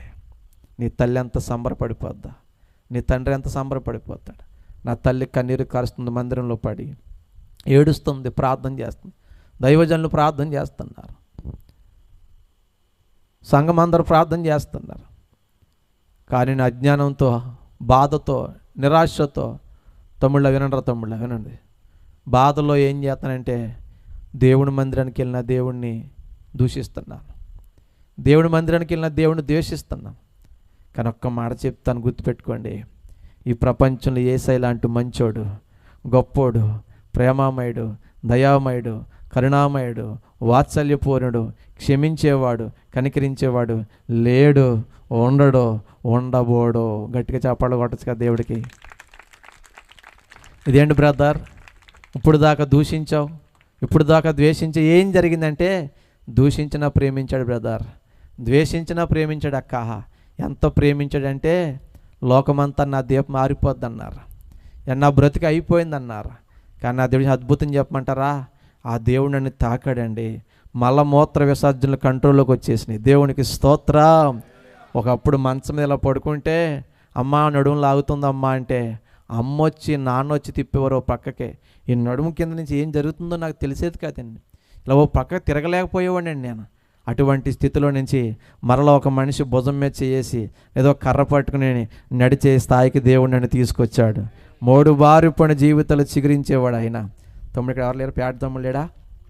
ప్రియమైన దేవుని బిడ్డలారా, ఆయన ఎండిన జీవితాలు వికసింపజేయవాడు ఆయన. ఏండి నా దేవుడికి అసాధ్యమైనది ఏది లేదు. ఆయన చాలా మంచోడు, చాలా గొప్పోడు బిడ్డలారా. యేసు ప్రభు నమ్ముకోండి, అండ్ ఈ జీవితము అయిపోయిందనుకున్న జీవితాన్ని కూడా నా దేవుడు మరలా అద్భుతం చేసి బాగు చేయగలడు. ఏ గ్రామంలో అయితే డాక్టర్ బాబు కాంపౌండర్ కూడా అవ్వలేదన్నారో, ఓ మాట చెప్పనా, నేను మరలా 10th క్లాస్ ప్రైవేట్ కట్టి 427 మార్కులతో పాస్ అయినాక, ఇంటర్మీడియట్ బైపీసీ చేశానక్క. అండి Vinayak cinema director, Tagore Chennakesava Reddy cinema చేశారు కదా, అది మీరు మరీ యాక్ట్ చేస్తానని తెలియనట్టు ఆయన నన్ను పిలిచి 1000 రూపాయలు ఇచ్చాడు. చాగళ్ళు మా ఊరు పక్కన అయింది. 1000 రూపాయలు ఇచ్చాడు నాకు. బీఎస్సీ ఎంఎల్టీ చేశాను, master of science in zoology చేశాను, డిగ్రీ అండి పోస్ట్ గ్రాడ్యుయేషను, అమ్మ అర్థమవుతుందా, బీఈడీ చేశాను, ఒక ప్రైవేట్ కాలేజీలో లెక్చరర్ జాబ్ చేశాను. తర్వాత government junior college Vairamavaram, east గోదావరిలోనే అడ్డతెగల అవతల ఉంటుంది వైరామవరం, ఆ దాంట్లో నాకు జాబ్ వచ్చింది. దేవునికి స్తోత్రం చెప్పండి. హల్లెలూయా. పనికిరాని డాక్టర్ బాబు, ఎందుకో విలువలేని డాక్టర్ బాబు, ఆరిపోయింది దీపం అండ్ అన్నవాళ్ళు, నన్ను ఏడిపించిన వాళ్ళు, గాయపరిచిన వాళ్ళు, నిందించిన వాళ్ళు, అవమానించిన వాళ్ళు, నిరాశపరిచిన వాళ్ళు చాలామంది దిమ్మల కాడ బొమ్మల కాడ తాగుబోతులుగా పనికిరాని వాళ్ళుగా మిగిలిపోయారు. ఈరోజు ఆళ్ళ కళ్ళ ముందే ఈ డాక్టర్ బాబు కారుల్లో రాజులైన యాజక సమూహంలో తిరిగి అతను. దేవునికి స్తోత్రం. హల్లెలూయా. ఒరే ఒక 100 ఉంటే ఎవరా, ఒక 50 ఉంటే ఎవరా అని అడుగుతున్నారు ఇప్పుడు అన్నాళ్ళ. తమ్ముడా ఈరోజు నేను ఎన్నో మాట్లాడినారేమో, చెల్లి ఈరోజు నేను ఎన్నో మాట్లాడినారేమో, మీ నాన్న ఎలాగొన్నాడు, నీ తమ్ముడు ఎలాగొన్నాడు, నీ బ్రతుకు ఎలాగొంది, మీ బ్రతుకు ఇంత అని నేను చెప్తున్నాను, రాసి పెట్టుకో. ఈ ప్రపంచంలో నీ దశ మార్చగలడు తెలుసా, నా యేసయ్య మార్చగలడు. దేవునికి స్తోత్రం. ఏ గ్రామంలో అయితే నా దీపం మారిపోద్దన్నారో, ఏ గ్రామంలో అయితే డాక్టర్ బాబు కూడా కాంపౌండర్ కూడా అవ్వదన్నాడో, ఆ గ్రామంలోనే ఆ ఇంటికే నన్ను ఒక లెక్చరర్ జాబ్లో నిలబెట్టాడు. దేవునికి స్తోత్రం చెప్పండి. హల్లెలూయా. దేవుడు దీవించాలా, దరిద్రం పోవాలా. ఎవరు దీవించాలా? అంతే, మనుషులు కాదని మనం దీవించవలసింది. ఎవరు దీవించాలరా తల్లి? దేవుడు దీవించాలే, మన దరిద్రం పోవాలా. అనంటారు కాదంటారా? ప్రియమైన దేవుని బిడ్డలారా, అలాగని మనిషి జీవితంలో ఏది కూడా శాశ్వతం కాదు, ఏ పొజిషన్ కూడా శాశ్వతమో కాదండి. ఇదే బ్రదర్ ఇలాగా మాట్లాడుతున్నామంటే, లెక్చరర్ జాబ్ చేస్తున్నాను నేను, సడన్గా మరలా జీవితంలో కష్టాలు ప్రారంభమైనాయి. ఒక 5 నిమిషాలు సాక్ష్యం, ఒక 5 నిమిషాలు వాక్యం చెప్పి నేను ముగించే ప్రయత్నం చేస్తాను. నాకు ఇంకో పావుగంట టైం ఉంది. వినండి బిడ్డలారా, దేవుని స్తోత్రం చెప్పండి ఒకసారి. హల్లెలూయా. మరలా నా జీవితంలో ఉద్యోగం వచ్చింది, 1000 రూపాయలు సంపాదించాం. ఒకప్పుడు మేము ఇల్లు అమ్ముకున్నాం, తర్వాత స్థలం కొనుక్కున్నాం, బిల్డింగ్ కట్టుకున్నాం, బతుకులన్నీ బాగుపడినాయి. కానీ ఒక్క మాట చెప్తాను, ఏది కూడా శాశ్వతం అనుకోకూడదు, ఏది పర్మనెంట్ అనుకోకూడదు. అది ఉద్యోగమైనా, బలమైన పొజిషన్ అయినా, ఏదైనా ఏ క్షణమైనా ఉండొచ్చు, పోవచ్చు. అమ్మా వింటున్నారా చెల్లి? వింటున్నారా? ప్రియమైన దేవుని బిడ్డారా, ఏం జరిగింది బ్రదర్ అంటే, నా జీవితంలో డిస్టర్బెన్స్ స్టార్ట్ అయినాయి. ఏంటంటే నాకు ఎడంకాలు మోకాలు నొప్పి వస్తుందండి, ఎడంకాలు వాపు వస్తుందండి. అమ్మ వింటున్నారా? ట్యాబ్లెట్లు వేసినా తగ్గట్లే, ఇంజక్షన్లు వేసినా తగ్గట్లే. ఎముకల హాస్పిటల్కి వెళ్తే ఆ డాక్టర్ గారు ఎక్స్రే తీసి ఏం చెప్పాడు తెలిసాక, మోకాలికి జాన కింద నీ చిన్న ఎముకలు బయటికి ఇరిగిపోయింది అన్నాడు. మోకాలికి జాన కింద నాకు నొప్పి మోకాల దగ్గర వస్తుంది, నాకు వాపు మోకాల దగ్గర వస్తుంది. కానీ ఆ డాక్టర్ చెప్పింది ఎక్కడంటే మోకాలికి జాన కింద ఇలా బయటికి ఇరిగిపోయింది అన్నారు. ఆ డాక్టర్ని మేము నమ్మలేదండి, నమ్మక తొణికెళ్ళిపోయాం. ఎంఎస్ఆర్తో డాక్టర్ సూర్యప్రకాష్ ఆయన దగ్గరికి వెళ్తే ఆయన మరొక ఎక్స్రే తీసి అన్నాడు, నీ ఎముక ఇరిగిపోయి 2 నెలల పైన కాదు 3 నెలలన్నా అవుతుంది అన్నాడు. 3 నెలలు పై మాట అన్నాడు. కట్టారు, మంచం మీద ఉన్నాం, తర్వాత ఇప్పారు. నడవచ్చా అంటే నడవచ్చు, ఒత్తిడి పడకుండా చూసుకోమన్నారు. నడుస్తుంటే నాకు మరలా మోకాల దగ్గర ఎముకలు కరేలు అంటున్నాయి, మోకాల దగ్గర వాపు వస్తుంది బిడ్డలారా. మరలా ఎక్స్రే తీశారు. ఈసారి ఆ డాక్టర్ గారు చెప్పిన మాటకే గుండె పగిలినంత పని అయిందండి. నీ మోకాల కింద ఈసారి పెద్ద ఎముక ఇరిగిపోయింది బాబు అన్నారు. మీరు ఎంటాకి ఈజీగా అన్నారు, కానీ మనకు తెలియకుండా మన ఎముకలు ఇరిగిపోయే వ్యాధి అంటే అది చిన్న విషయమేమీ కాదు. పడ్డావా? లేదు సార్. యాక్సిడెంట్ అయిందా? లేదు సార్. ఎవరైనా కొట్టారా? లేదు సార్. ఏమైనా తగిలిందా? లేదు సార్. మరి మోకాల కింద పెద్ద ఎముక ఇరిగిపోయిందయ్యా. నాకు తెలియకుండానే నా ఎముకలు విరిగిపోయే అంతు చిక్కని వ్యాధి వచ్చేసింది. కట్టు మంచం ఇదే బ్రతికైపోయింది. డాక్టర్ గారు అన్నారు, నీ ఎముకలకి ఏదో అయిపోతుంది బాబు, ఒకసారి బోన్స్ ఎంఆర్ఐ స్కాన్ చేయమని రాజమండ్రి జిఎస్ఎల్ హాస్పిటల్కి రాశారు. ఆ జిఎస్ఎల్ హాస్పిటల్ ఎంఆర్ఐ స్కాన్ చేసి వాళ్ళు ఒక విచిత్రమైన రిపోర్ట్ చెప్పారు. వాళ్ళు ఏం చెప్పారు తెలుసా? నీ ఎముకలు డీకాల్సిఫికేషన్ అయిపోయి, నా నడుం కింద అవయవాలకి రక్త సరఫరా సరిగా ఉండదు, మీ అందరికి రక్తం ఇలా ఫ్లో వెళ్ళిపోతుందండి, నాకు సెలైన్ బాటిల్లో పడినట్టు డ్రాపు పడుతుంది నడుం కింద అవయవాలకి. అలా రక్త సరఫరా సరిగా లేని వాళ్ళకి ఎముకలు ఏమైపోతాయి అంటే సారం లేకుండా బలం లేకుండా బలహీనం అయిపోతాయి. నాకు అలా ఎముకలు బలహీనం అయిపోయి డీకాల్సిఫికేషన్ అనే వ్యాధి వచ్చేసి నేను నించున్నా, నేను నడిచినా నా బాడీ వెయిట్ కూడా నా కాళ్ళు ఏం చేయలేకపోతున్నాయి అంటే మొయ్యలేక భరించలేక ఎక్కడ వీక్గా ఉంటే అక్కడ ఏమైపోతున్నాయంటే విరిగిపోతున్నాయి. మరి ఎలా సార్? వెయిట్ కంగారు పడకన్నారు. ఇంకేం చెప్తారు సార్? ఇంకేం చెప్తామేంటి? నీ ఎముకలు శుద్ధ ఉంటుంది కదమ్మా చాక్ పీస్, అది ఎలా పొడిమైపోతుందో నీ ఎముకలు అలా పొడిమైపోతున్నాయి. లోపల నీ ఎముక కొవ్వొత్తిలా కరిగిపోతుంది, ఈ పొడిమైపోతుంది, ఈ రంధ్రాలు వెళ్ళిపోతుంది. ఏంటి వ్యాధులు ఉంటాయి అని నెట్లో కూడా చూశాను, ఉన్నాయి. ఇంతకన్నా భయంకరమైన వ్యాధులు ఉన్నాయి. మరి ఎలా సార్ అంటే ఇప్పుడు మోకాళ్ళు కింద ఇరుగుతున్నాయి, రేపొద్దున మోకాళ్ళు పైన ఇరిగితే రిస్క్ ఎక్కువైపోద్ది. కాబట్టి నువ్వు నడవద్దు, ఎందుకంటే నీ బాడీ వెయిట్ని భరించే సామర్థ్యం నీ కాళ్ళ ఎముకలకి లేదు, నువ్వు మంచం మీదే ఉండాలన్నారు. ఫస్ట్ నుంచి ఒక మాట మీకు పదే చెప్తున్నానక్క, మరలా చెప్తున్నానక్క, జీవితం ఎప్పుడు ఎక్కడ ఎందుకు ఎలా మారిపోతుందో మనకే తెలియదు, ఎలా ముగిసిపోతుందో తెలియదు, ఏమైపోతుందో తెలియదు. మరలా నా బ్రతికి ఎక్కడికి వచ్చేసింది చెప్పండి? మంచం మీదకి వచ్చేసింది. ప్రభువా ఏంటి నాయనా, 10th క్లాస్లోనూ జబ్బు చేసినప్పుడు చంపేస్తే వదిలిపోదును కదా, ఆశలు రేపావు. మరి ఆశలు రేపలేదక్క నాకు, అప్పుడు చంపేస్తే వదిలిపోదును. ఆశలు రేపావు, ఆరోగ్యం ఇచ్చావు, చదివిచ్చావు, ఎంఎస్సీ బీడిదా చదివిచ్చావు, ఉద్యోగం ఇచ్చావు, పోనీ లెక్చరర్గా ఉంచేసినా బాగుండనే, మరలా తీసుకొచ్చి మంచం మీద పెట్టేసావా? ఈ బ్రతుకు నాకు వద్దు నాయనా, నన్ను చంపే తండ్రి అని చావు కోసం ఏడ్చేవాడిని నేను. కానీ చావు రాలేదు. దేవుడు మాట్లాడేవాడు కాదు. మా తల్లిదండ్రులు కూడా బాధపడుతూ ఉండేవారు, వాళ్ళు ఏడుస్తూ ఉండేవారు, నా భార్య ఏడుస్తూ ఉండేది. నీకు పెళ్ళయిందా తమ్ముడు అంటావేమో, మీరు వెంటనంటే అది కూడా 2 నిమిషాల్లో సాక్ష్యం చెప్తాను నా పెళ్లి కథ. ప్రియమైన దేవుని బిడ్డలారా, అందరికీ భారం అయిపోయి బరువు అయిపోయి బ్రతికేందుకు చచ్చిపోవాలని ఆశపడేవాడిని, లేదా కొంచెం ఓపిక నాయన నేనే వెళ్ళి ఆ రావుల చెరువులో దూకేస్తానని ప్రార్థన చేసేవాడిని. అండ్ బాధలు ఎక్కువైపోయినప్పుడు మనిషికి వచ్చే ఆలోచన ఏంటి చెప్పండి? చచ్చిపోతే వదిలిపోద్ది కదా అనిపించింది ఎప్పుడన్నా మీకు? సాధారణంగా బాధలు ఎక్కువైపోతే మనిషికి వచ్చే ఆలోచన అదే. నాకు అటువంటి ఆలోచనలే వచ్చేవి, ఎలా చచ్చిపోవాలి, ఎలా చనిపోవాలి, ఈ ప్లాన్లో వేసేవాడిని. మా అమ్మ అనేది అలా మాట్లాడకరా, అలా అనకరా. ఇది కానీ ఒకరోజు అంటుంది, నువ్వు 10th క్లాస్లో ఉన్నప్పుడు నీకు జబ్బు చేసినప్పుడు డాక్టర్లు నీకు గ్యారంటీ లేదన్నప్పుడు నువ్వు బ్రతికితే, ఇదిగో నువ్వు నడిస్తే నిన్ను దేవుని సేవకి ఇస్తానని నేను దేవుడి దగ్గర మొక్కుబడి చేసుకున్నాను రా, సమర్పణ చేసుకున్నాను రా, అందుకే నీకు ఇలా జరుగుతుందేమో అందండి. చాలామంది ఆపదలో మొక్కుకుంటాం, ఆపదలో ఎన్నో అనుకుంటాం, ఆపదలు తీరిపోయాక మర్చిపోతాం కదా, ప్రక్కన పెడతాం. నా తల్లి చేసిన పొరపాటు అది. ప్రియమైన దేవుని బిడ్డలారా, తర్వాత ప్రభు దగ్గర నేను ఏడ్చాను, ప్రభువా నేనైతే ఘోరమైన పాపిని, నేనైతే భయంకరమైన పాపిని, నేనేమీ మంచోనేం కాదు, నా పాపాలు క్షమించిన అయినా ఇదిగో పిండి అయిపోతున్న ఎముకలు, కరిగిపోతున్న ఎముకలు, విరిగిపోయిన ఎముకలు అతికిస్తే నేను ఇంకే ఉద్యోగము చేయను ఆయన, ఇంకే పని చేయను ఆయన, తుది శ్వాస వరకు నీ కోసమే బ్రతుకుతాను, నీ సేవే చేస్తానని నేను సమర్పణతో కన్నీటితో ప్రార్థన చేశాను. ఒక్క మాట చెప్తాను, గుర్తుపెట్టుకోండి, పెద్ద ప్రార్థనలు దేవుడు ఆలకిస్తాడో లేదో నాకు తెలియదు. జ్ఞానయుక్తమైన మాటలతో చేసే ప్రార్థన దేవుడు ఆలకిస్తాడో లేదో నాకు తెలియదు. కానీ విరిగి నలిగిన హృదయముతో కన్నీటితో చేసే ప్రార్థన దేవుడు అలక్ష్యమో చేయడండి. కన్నీటిని దాటిపోయే కఠినాత్ముడు కాదు నా యేసయ్య. దేవుడు నా మొర ఆలకించాడు, నా పాపాలు క్షమించాడు. పొడుమైపోతున్న ఎముకలని వైద్యులకే పరమ వైద్యుడు, ఆశ్చర్యకరుడు, అద్భుత దేవుడు.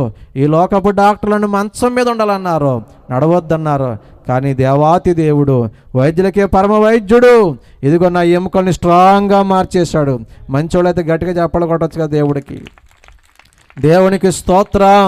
డాక్టర్లకు అసాధ్యమైనది నా దేవునికి సాధ్యమే, మనుషులకు అసాధ్యమైనది నా దేవునికి సాధ్యమే. ఒకవేళ బిడ్డ ఈ లోకంలో నీకు అన్ని అసాధ్యాల్లో కనబడుతున్నాయేమో కానీ ఒక్కసారి నీ జీవితాన్ని యేసయ్య చేతిలో పెట్టి చూడు. నీ సమస్యలు యేసయ్యకి అప్పగించి చూడు. నీ వ్యాధి బాధలు యేసయ్య దగ్గర చెప్పు చూడు.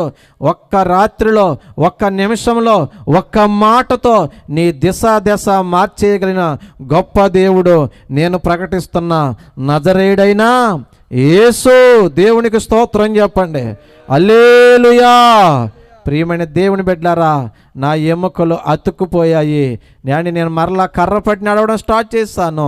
దేవుని మహాకృప ఈరోజు నా దేవుడు ఈ స్థితిలాగా నిలబెట్టాడు. ఆమేన్. ప్రియమైన దేవుని బిడ్డలారా, నా జీవితం మారిందా లేదా? మార్చాడా లేదా? కానీ ఒక్క మాట చెప్పనా, మీ అందరూ ఏమనుకున్నారంటే నాకు కష్టాలు తీరిపోని అనుకున్నారు.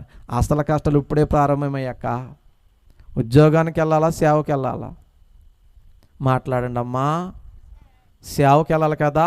సేవ అంటే మాటలు కాదు. సేవ అంటే చావు. తెలిసి యాండి నుప్పులు కొండలో దూకేతమే సావు సేవ. తెలిసి పెద్ద పులి నోట్లో తలపెట్టడమే సేవ. సేవలో చాలా బాధలు ఉంటాయి అక్క. రాత్రి ఒక 1000 మంది వచ్చారు. రాత్రి పాలరాత్రి మేడలో బిల్డింగులు వచ్చేవి. అండ్ ఎంతమంది ఆత్మలను సంపాదించారంటే మీ అయ్యగారులు ఎంత ప్రసవ వేదన పడి ఉంటారు. పిల్ల కన్నా తల్లికి అర్థమవుద్ది. ఒక బిడ్డను కనాలంటే ఎన్ని నొప్పులో కదక్క. ఓ 2 బిడ్డలు కనాలంటే మాట్లాడండి తల్లి. ప్రసవ వేదన లేకుండా పిల్లలు పడతారా అక్క? మరి ఇలాగ ఇంతమంది పిల్లలు కన్నామంటే ఎన్ని నిందలు పడి ఉంటారు మీ అయ్యగారు, ఎన్ని అవమానాలు పడి ఉంటారు, ఎన్ని కష్టాలు పడి ఉంటారు. అవునా కదా? ఆ మందిరం కడతాక ఎన్ని తిప్పలు, ఈ మీటింగ్లు కడతాక ఎన్ని తిప్పలు, ఎన్ని మాటలు. సేవ అంటే మాటలాక. అంటే రాత్రి జనం వచ్చేయరు. ఒకప్పుడు 1000 రూపాయలు డాక్టర్ బాబు జీతం. ఇప్పుడు సేవ అంటే 2-3 వస్తే ఎంత వస్తా జీతం? ఏమేస్తారు? మీకు తెలియంది ఏముందక్క? మీకు తీర్మానం అదే కదా, నా జీవిత కాలం అంతా పదే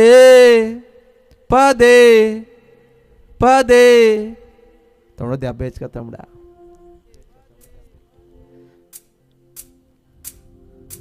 నా జీవిత కాలం అంతా పాదే. మాట్లాడతారు కోపం వస్తుంది అక్కడ.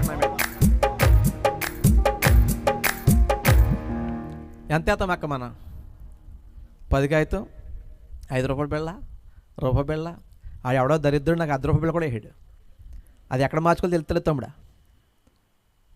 లేరంటారు ఇటువంటి. ఒకప్పుడు 1000 రూపాయలు సంపాదించి డాక్టర్ బాబు అండి జనాలు లేరు, సరైన సంఘం లేదు, సరైన మందిరం లేదు, సరైన ఆదాయం లేదు.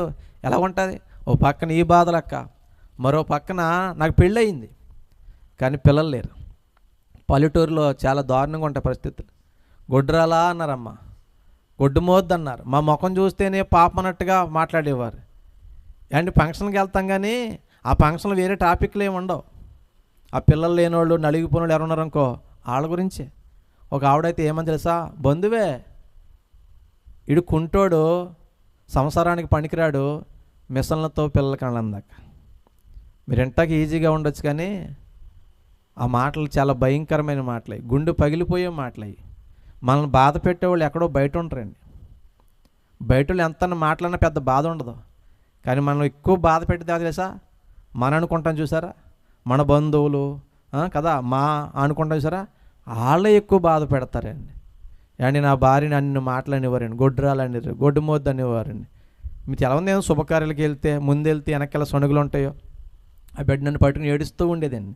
నేను నా భార్యను పట్టుకుని ఏడుస్తూ ఉండేవాడు. ప్రభువా ఒక్క బిడ్డని నాయన, వాడు నా స్వార్థం కోసం పెంచుకోను, నన్ను చేసుకుంది ఆ త్యాగమూర్తి. అండి నాలాంటి వాడిని చేసుకుందంటే త్యాగమూర్తా కాదా? మాట్లాడరేట్రా తల్లి. ఈరోజు ఏ అమ్మాయి అయినా మాలాంటి వికలాంగుని చేసుకుంటారా? ఈరోజు అమ్మాయికి ఎటువంటి వాళ్ళు కావాలి అమ్మ? గుణవంతులు కావాలా, బలవంతులు కావాలా? ఇందా చెప్పాను కదా, మహేష్ బాబులాగా ఉండాలి, చెప్పరేట్ మీరు, హీరోలాగా ఉండాలి, పవన్ కళ్యాణ్ లాగా ఉండాలి, ప్రభాస్ లాగా ఉండాలి. మరి అందరూ అలాగే ఉంటే మరి మాలాంటి వాళ్ళు నిజం చెప్పండి రా చెల్లి, మీకు గుణవంతులు కావాలా, బలవంతులు కావాలా? మాట్లాడరేటి. గుణవంతులు కావాలి చెప్పండి, నేను తీసుకొస్తాను సంబంధాలు. కాకపోతే కళ్ళు కాళ్ళు ఉండవు మైకలాంగుల ఆశ్రమం వల్ల. గుణవంతులే బెదరాలో. కథ ఏముండవంటే కళ్ళు ఉండవు, కాళ్ళు ఉండవు, చేసుకుంటారు వీళ్ళు. మరి నాలాంటి వాడిని చేసుకుందంటే త్యాగమూర్తే కదా. అటువంటి ఆవిడని ఏం చేయాలంటే అభినందించాలి, మెచ్చుకోవాలి. పిల్లలు లేరని ఆ మాటలు అంటే ఎలా ఉంటుంది బిడ్డలారా? ప్రభువా నన్ను చేసుకున్న నా భార్యకి ఎన్నో మాటలు పడుతుంది, ఎన్నో నిందలు పడుతుంది, ఒక్క బిడ్డని ప్రభువా గొడ్డుమోద్ది అని నిందపోతే చాలు, వాడిని కూడా నీ సేవకి ఇచ్చేస్తాను తండ్రి అని ప్రార్థన చేశాం. ఒక మాట చెప్పనా, నా దేవుడు మంచోడండి. సంవత్సరం తిన్నప్పుడు నాకు మగబిడ్డని ఇచ్చాడు.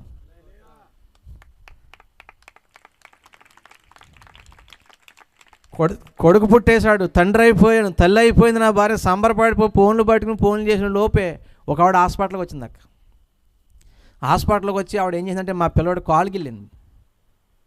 కాలుకి వెళ్తే ఏం చేస్తారు పిల్లోడు ఎవరైనా? ఏడ్చాడు, ఏడ్చి కాలు కదిపాడు. అప్పుడు ఆవిడ ఏమని తెలుసా? ప్రసన్న నీకు కుంటోడు పుట్టలేదే అందని. అంటే ఆవిడ అర్థమేంటి, ఆవిడ ఉద్దేశం ఏంటి తెలుసా?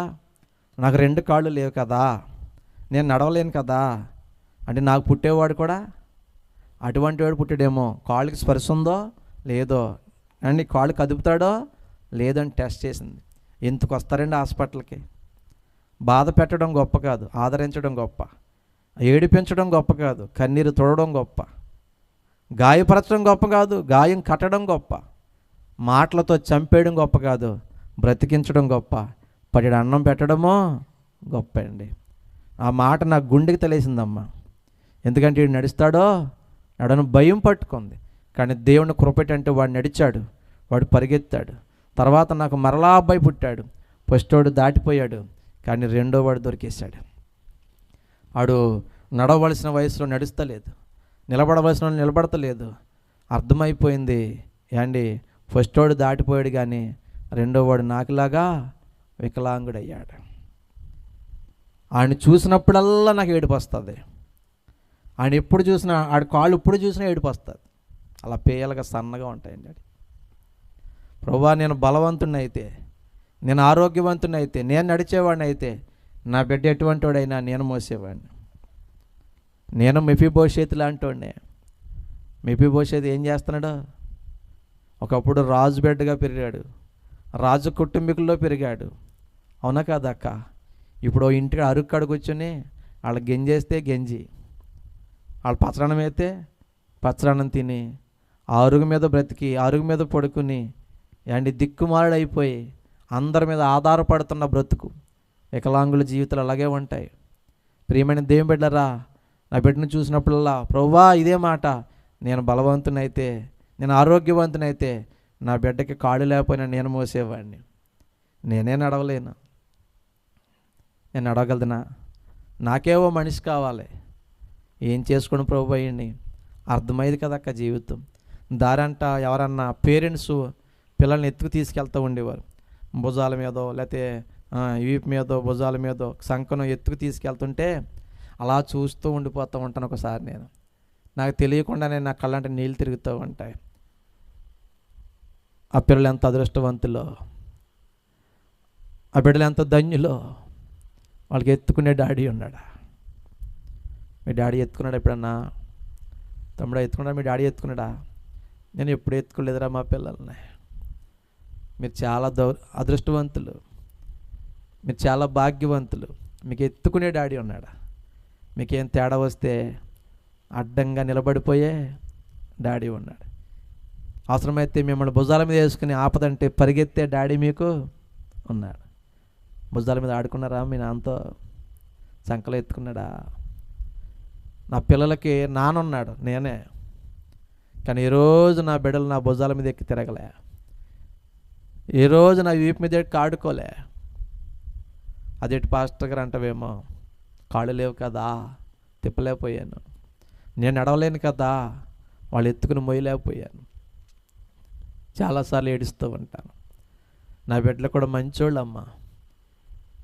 నా బిడ్డలకు అర్థమైపోయిందేమో ఈరోజు దాకా ఎప్పుడు కూడా ఎత్తుకో డాడీ, అలా తీసుకెళ్ళి డాడీ, మొయ్యి డాడీ అని ఇప్పుడు దాకా నాకు వాళ్ళు పుట్టిన కాడి నుంచి నాకు గుర్తున్నంత వరకు ఒక్కసారి కూడా అడగలేదు నన్ను. ఎంత మంచోళ్ళు కదా నా బిడ్డలు, ఎంత పెద్ద మనసు కదా. పడుకో డాడీ పడుకో, పడుకోమని చెప్పి నా గుమ్మల మీద పడుకుని వాళ్ళ ముఖం తెచ్చి నా గడ్డం మీద పాముకుని ఆడుకుని సంతోషపడిపోయి వెళ్ళిపోతారు. అల్ప సంతోషులు. కన్న తండ్రి ఉన్న కన్న తండ్రి భుజాల మీద ఎక్కి తిరగలేని ఓ దుర్భాగ్యమైన సంతానం, ఓ దురదృష్టకరమైన సంతానం నా బిడ్డలో. అలా చూస్తూ ఉంటాను. పిల్లలు ఆడుకుంటే కాళ్ళు అలా చూస్తూ ఉంటాను. తండ్రులు మోసుకెళ్తుంటే ఎంత ఆ బిడ్డలు ఎంత భాగ్యవంతులో అనిపిస్తూ ఉంటుంది. ఎందుకంటే మాలాంటి జీవితాలు కష్టం, మాలాంటి జీవితాలు చాలా కష్టంగా ఉంటాయండి. మెఫీబోషెతు జీవితం చదివినప్పుడల్లా ఏడుపు వస్తుంది. తన ప్రమేయం లేకుండానే వికలాంగుడైపోయాడు. తాత రాజు, నాన్న యువరాజు, శ్రీమంతుడు, ధనవంతుడు, భాగ్యవంతుడు, పనోళ్ళు ఉన్నాడు. కానీ జీవితం తలకిందులైపోయి ఎవరో పంచనో బ్రతుకుతున్నారు. ఎవడో పెడితే తినవలసిన పరిస్థితి వచ్చింది. నాలాంటి దౌర్భాగ్యుడే ఆ మెఫీబోషెతు కూడా. ప్రియమని చెప్పిన ఎవరో సహాయం చేస్తే తప్ప మాకు పూట గడవదు. ఆ మెఫీబోషెతు జీవితంలో నా జీవితమే కనబడుతుంది. బిడ్డ, నా భార్యకి ఏం చెప్పను, నువ్వు త్యాగం చేసి నాలాంటి వికలాంగుని చేసుకున్నావమ్మా, ఇంకొక వికలాంగుని బహుమానంగా ఇచ్చాను, నాతో పాటు ఆడికి కూడా సేవ చేసుకోమని చెప్పనా? మా అమ్మ నాన్నలకి ఏం చెప్పను, నాన్న అమ్మ మన వంశంలోకి ఇంకో వికలాంగుడు వచ్చాడని చెప్పనా? అర్థం అవ్వలేదు జీవితం. ఆడికి ఏం చెప్పను, ఒరే నాలాంటి కుంటోడు కడుపును పుట్టావు కాబట్టి నీకు తప్పదరా ఈ శిక్ష అని చెప్పనా? గాఢాంధకారం కమ్మేసిన జీవితం. టెస్టులు చేయించాం, కాల్షియం, ఫాస్ఫేట్, పొటాషియం ఎలిమెంట్స్ అని లో లెవెల్లో ఉన్నాయి, తక్కువ స్థాయిలో ఉన్నాయి. అందుకే ఎలా జరిగిందన్నారు. యేసయ్య పాదాలు పట్టుకున్నాం, ఈడు కాళ్ళు పట్టుకుని యేసయ్య కాళ్ళు పట్టుకుని ఏడ్చేవాళ్ళు, ప్రభువా నాలాంటి బ్రతుకు నా పెట్టుకొద్దు. జీవితాంతకాలం ఈడు ఎవరో ఏదో ఆధారపడి బ్రతకూడదు, ఎవరి వైపో చేతులు చాపకూడదు. ఈడు బ్రతకాలి, నాకులాగా అందరి మీద ఆధారపడకూడదు, ఎవరి వైపు ఎదురు చూడకూడదు.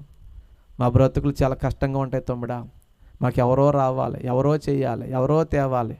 ఒక్కోసారి మా ఫోన్లు కూడా లిఫ్ట్ చేయరు. ఎందుకు తెలుసా? వాళ్ళకి అర్థమైపోద్ది, ఈయన ఫోన్ చేయడంటే ఏదో పని చెబుతాడని లెక్క. అంత భయంకరం బ్రతుకు పగోడకు కూడా రాగదు. నా అనుదిన ప్రార్థనలో కొన్ని అంశాలు ఉంటాయి.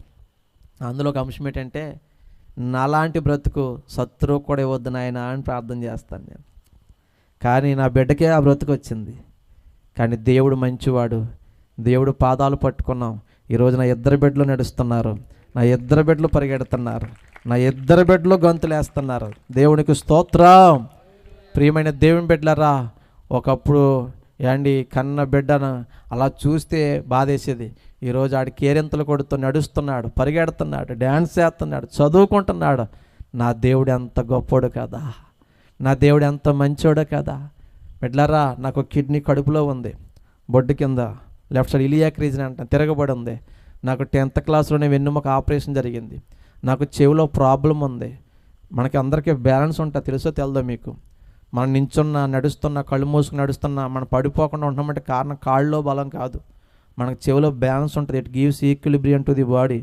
దేహం తూలిపోకుండా కాపాడుతుంది అది నాకు స్థానం తప్పి శబ్దాలు వచ్చి కళ్ళు తిరిగి వాంతులు అయిపోయి వ్యాధి ఉంది. చికెన్ లాంటి కూరలు తింటే వెంటనే రియాక్షన్ ఇచ్చి వాంతులు అయిపోతూ ఉంటుంది.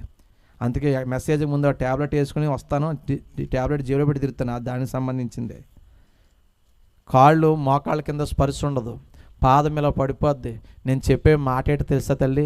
2 కాళ్ళు పని చేయకపోయినా, పాదం పడిపోయినా, కాళ్ళు స్పర్శ లేకపోయినా, కిడ్నీ కడుపులో ఉన్న కొంత దూరం బిడ్డనెత్తుకు అంత దూరం వేయలేకపోయినా, ఈరోజు యేసయ్య సిలువ సువార్త కాడి నా భుజాల మీద వేసుకుని ఊరు, వాడ, పల్లె, పట్టణము తిరుగుతున్నాను. ఆమేన్.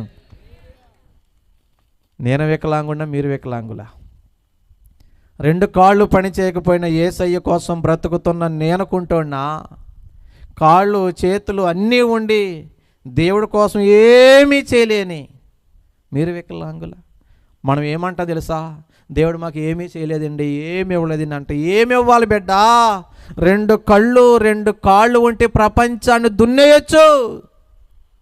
మీరు ఒక్కసారైనా బ్రదర్ నా మాటని, ఒక్కసారైనా సిస్టర్, ఒక్కసారైనా మీ కాళ్ళు పట్టుకుని బ్రతిమాలుతున్నాను, ఒక్కసారైనా తమ్ముడు, మీకు ఎక్కడన్నా అందుల ఆశ్రమం ఉంటే, అందులో అంటే తెలుసా? గుడ్డివారు ఆశ్రమం ఎక్కడైనా ఉంటే ఒక్క రోజున వెళ్ళను తమ్ముడా. మీరు అక్కడికి వెళ్తే ఏడుపు వచ్చేద్దక్క, ఆ రోజు ఇంకా అన్నం తినలేము మనం. అలా అడుగులు లెక్కెట్టుకుని నడుస్తారు. అంటే అడుగు తేడా వస్తుందనుకో పడిపోతారు వాళ్ళు కింద. బాత్రూమ్కి వెళ్ళాలని అడుగులు లెక్కెట్టుకుంటారు. ఏంటి అక్కడికి వెళ్ళిన తర్వాత అన్ని చేత్తో తడుముకుంటారు. ఇంకా వాళ్ళని మనలాంటి ఏరియా తీసుకొచ్చామనుకోండి, వాళ్ళ బాత్రూమ్ పంపించామనుకోండి, వాళ్ళ తిప్పలు మామూలుగా ఉండవు. అటువంటి గుడ్డివాళ్ళ దగ్గరికి వెళ్ళి నీకు 2 కళ్ళు కావాలా 2 కోట్లు కావాలా అడగండి. కొన్ని మాలాంటి వికలాంగులు కాళ్ళు లేని దగ్గరికి వెళ్ళి 2 కాళ్ళు కావాలా 2 కోట్లు అడగండి. వాళ్ళైనా మేమైనా ఏం చెప్తుంది తెలుసా? కోట్లు మాకెందుకు సార్, 2 కళ్ళుంటే చాలని వారు అంటారా, 2 కాళ్ళుంటే చాలని మేమంటాం. ఇప్పుడు చెప్పండి తమ్ముళ్ళ చెల్లెళ్ళ, దేవుడు మనకి ఏమీ చేయలేదా? చాలా చేసేసాడు. కళ్ళు ఇచ్చాడు, కాళ్ళు ఇచ్చాడు, చాలు. కూలి పనో చిన్న పనో పెద్ద పనో ఏదో పని చేసి బతకొచ్చు. ఏం చేసినా తినేది అంత ముద్దే కదా. కోటీశ్వరుడు మాత్రం ఆడి 10 కడుపులు ఉంటాయా, 100 పేగులు ఉంటాయా? కోట్లు సంపాదించిన ఆడు తినేది ఒక ముద్దే. కాకపోతే ఆడు బాసుమతి తింటే మనం పియ్యాలు తింటాం, ఇంకా తక్కువైతే రేషన్ బియ్యం తింటాం. దమ్మున్నవాడికి రేషన్ బియ్యం అయినా అరిగిపోతాయి, ఏదైనా అరిగిపోతాయి. అవునా కదా తమ్ముడా? ఏముండదు. దేవుడు మనకు అన్నీ ఇచ్చాడు, కానీ మనమే దేవుడికి ఏం చేయలేకపోతున్నాం. ఈరోజు ఒకవేళ మీ జీవితం నలిగిపోయి వచ్చారేమో, నేను చిన్న మాట ఒకటి చెప్పేసి నేను ముగించి వెళ్ళిపోతాను. మెఫీబోషెత్ కుంటివాడైపోయాడు, 2 కాళ్ళు పనిచేయడైపోయాడు. తన ప్రమేయం ఏమి అతని జీవితంలో లేకుండానే కుంటివాడు అయిపోయాడు. అయ్యగారు ఆకలేదు, ఏట్రా మీ బావగారు సొమ్ము ఇక్కడ దాచిపెట్టావా? పోలేని ముద్దాడు అతను అరిమే కూర్చోబెడితే ఏంట్రా అన్నమంతమా పెడతాం, మేము మా పిల్లలు తిన్నా పెడతాం రా, గట్టిగా మాడితే పో అవతలకే. ఎంత బాధగా ఉంటుందండి. ఎక్కడికి వెళ్తాడు? ఇప్పుడు ఆ రాజ్యాన్ని పరిపాలిస్తుంది దావీదు. ఆ రాజ్యాన్ని పరిపాలిస్తుంది ఎవరమ్మా? దావీదు. ఒకప్పుడు సౌలు దావీదుని చంపేద్దామని చూశాడు. ఇప్పుడు ఆ రాజ్యంలోకి ఎంటర్ అయితే, అయ్య బాబోయ్ మా తాతగారు శత్రువు ఉన్నాడు అక్కడ అని ఆ రాజ్యంలో కూడా వెళ్ళలేని స్థితి. ఈ లోపు అద్భుతం చేశాడు దేవుడు. 5 నిమిషాలు ఈ మాటలు చెప్పి మీ మధ్యన వెళ్ళిపోతాను, జాగ్రత్తగా ఆలకించండి. దావీదు రాజుగానే ఒక మాట్లాడుతున్న చూడండి. ఆ మాట 2వ సమూయేలు గ్రంథం 9వ అధ్యాయము, 2వ సమూయేలు గ్రంథం 9వ అధ్యాయము 1వ వచనం కాడి నుంచి టకటక చదివేయాలి మీరు. ఎవరిని బట్టి? యోనాతానును బట్టి నేను ఉపకారము చూపుటకు సౌలు కుటుంబంలో ఎవడైనా కలడాయని దావీదు అడిగిన. చాలు బ్రదర్, థ్యాంక్ యూ. యోనాతాను దావీదు ఒకప్పుడు బెస్ట్ ఫ్రెండ్స్, ప్రాణ స్నేహితులు. అమ్మా వినండిరా తల్లి, ఒకప్పుడు దావీదుకి మేలు చేస్తాడు. నా వైపు చూడండి, మీరు అవన్నీ తర్వాత చదువుకుందరు కానీ ఇప్పుడు ఏం చదవకలేదులే, వినండి పెట్టారా. అప్పుల్లో నిబంధన చేసుకున్నారు, నేనున్నా లేకపోయినా నా సంతానాన్ని దావీదా నువ్వు చూడాలి నాయనా అని నిబంధన చేసుకున్నారు, ప్రమాణాలు చేసుకున్నారు. ఇప్పుడు దావీదు రాజు అయిపోయాడు. ఇప్పుడు అంటున్నాడు, రాజు అయిపోయిన తర్వాత, రేయ్ బాబులు, సౌలు కుటుంబములో నా ఫ్రెండ్ అయిన యోనాతాను బట్టి ఉపకారం చూపుటకు ఎవడైనా ఉన్నాడా అని ఎంక్వైరీ పెట్టాడంటే అండి. ఆ ఎంక్వైరీలో తెలిసింది ఏంటి తెలుసా? ఉన్నాడు, నీ స్నేహితుడైన యోనాతాను కొడుకున్నాడు, కాకపోతే వాడు 2 కాళ్ళు పని చేయని కుంటోడు. అమ్మ జాగ్రత్తగా ఆలకించండి రా, వాడు 2 కాళ్ళు పని చేయని కుంటోడు. చట్టం ఏంటి తెలుసా బ్రదరు? స్రావ రోగులు వికలాంగులు రాజుకోటలోకి రాకూడదు. నా మాట మీకు అర్థమైంది. స్రావ రోగులు అంటే కుష్టి వ్యాధి ఉందనుకోండి, కుడుపులు ఉన్నాయనుకోండి, ఏం కడుతుంది? రస్సి సీయం అటువంటి కడతాయి. అటువంటి స్రావ రోగులు కానీ వికలాంగులు కానీ రాజు కోటలోకి, రాజు బల్ల యొద్దకే రావడానికి అర్హత యోగ్యత లేదు. అమ్మ అయిపోయిందిరా, కూటమి అయిపోయిందిరా, 5 నిమిషాలేనండి. కానీ దావీదు చట్టాలు శాసనాలు పక్కన పెట్టాడు. ఆడు ఎటువంటి వాడైనా సరే రేయ్ రథం తీయండిరా, గుర్రాలు తీయండిరా, పనులను పంపించండి, సైనికులు పంపించండి, ఎక్కడున్నాడో రాజ మర్యాదలతో తీసుకురండి అని ఆజ్ఞ ఇచ్చాడు. ఎవరో మాట్లాడరా తల్లి? దావీదు రాజు. ఎవరిని తీసుకురమ్మని? మెఫీబోషెతుని 2 కాళ్ళు పని చేయని కుంటివాడిని తీసుకురమ్మని. ఏండి అక్కడ ఒక చోట అరుగు మీద పడి అలాగ చూస్తున్నాడు దీనంగా.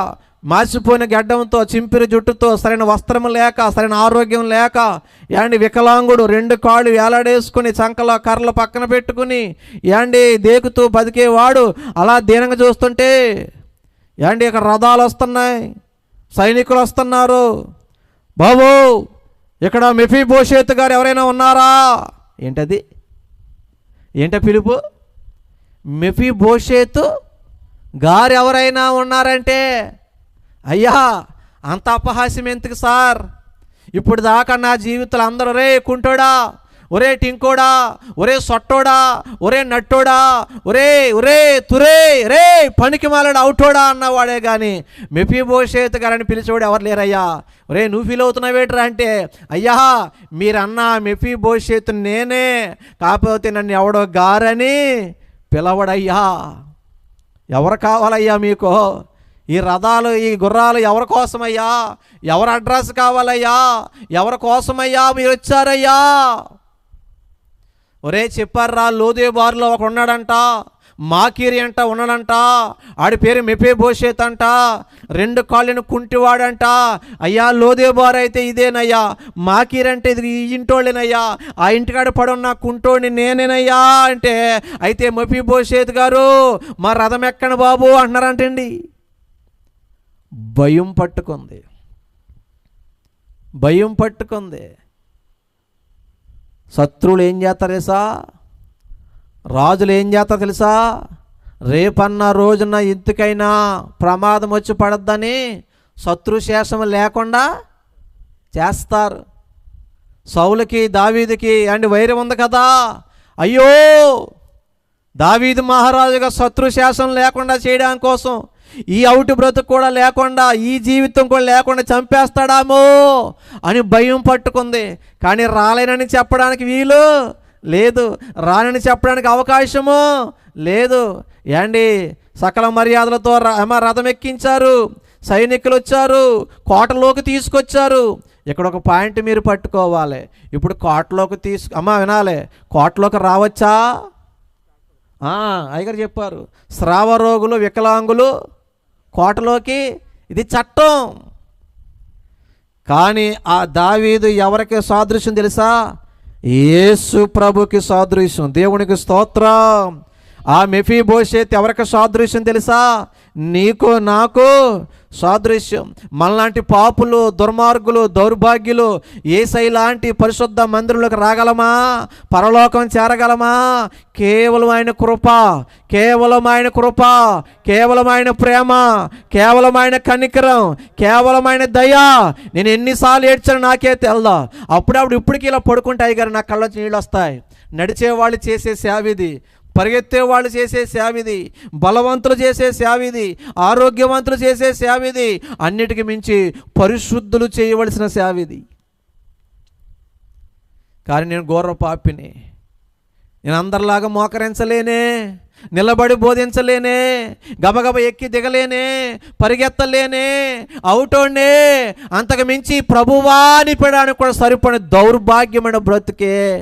నాలాంటి వాడికి ఎంత కృపించావని ఎన్నిసార్లు ఏడ్చానో ఆ యేసయ్యకి నాకే తెలుసు.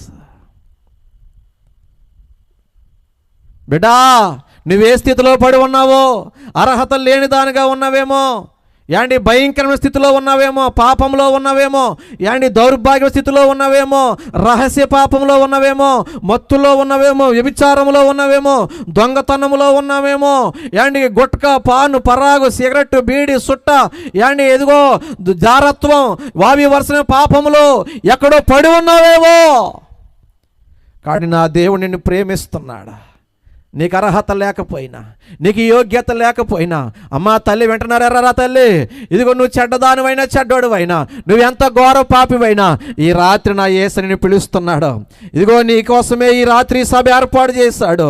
ఇదిగో లోబడనలేని ప్రజల వైపు దినమెల్లా తన చేతులు చాచి సిలువలో కాచిన రక్తముతో ఈ రోజుకి నీకు ఆహ్వానం పడుతున్నాడు. తమ్ముడా, చెల్లి వచ్చేరా తల్లి, నువ్వంటే యేసయ్యకి ఇష్టం రా, నువ్వంటే యేసయ్యకి లోకానికి ప్రేమరా, నీకోసమే రక్తం కార్చాడు, నీకోసమే ప్రాణం పెట్టాడు. ఈ లోక మాయ ప్రేమల్లో ఉన్నావేమో, మోసం చేసేస్తారా తల్లి. వాళ్ళు నీ శరీరం కోరుకునే ప్రేమలు రా.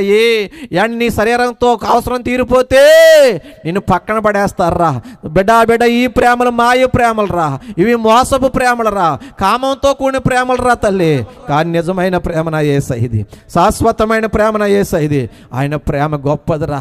నీ కోసం ఏం చేసేసా? రక్తం కార్చాడు. నీ కోసం ఏం చేసాడేసా? ప్రాణం పెట్టాడు. నిలువెల్లా నలిగిపోయాడు. నీ కోసం ఆయన మొక్క మీద ఉమ్మేశారు. మార్చుకుంటావా నీ బ్రతుకు? ఇప్పుడైనా దేవుడి దగ్గరికి వస్తావా? అండి, మీ ఇంట్లో ఫోటోలు చూసారా? మీ చెప్పండి రా సమాధానం. ఏదో మాట ఉన్నాయా లేవో ఫోటోలు మీ? తమ్ముడా, బాగుంటాయో బాగోవా? బట్టలు ఉంటాయో ఉండవా? అందమైన ఫోటోలో మనం ప్రియం కట్టించుకుని పెట్టుకుంటాం.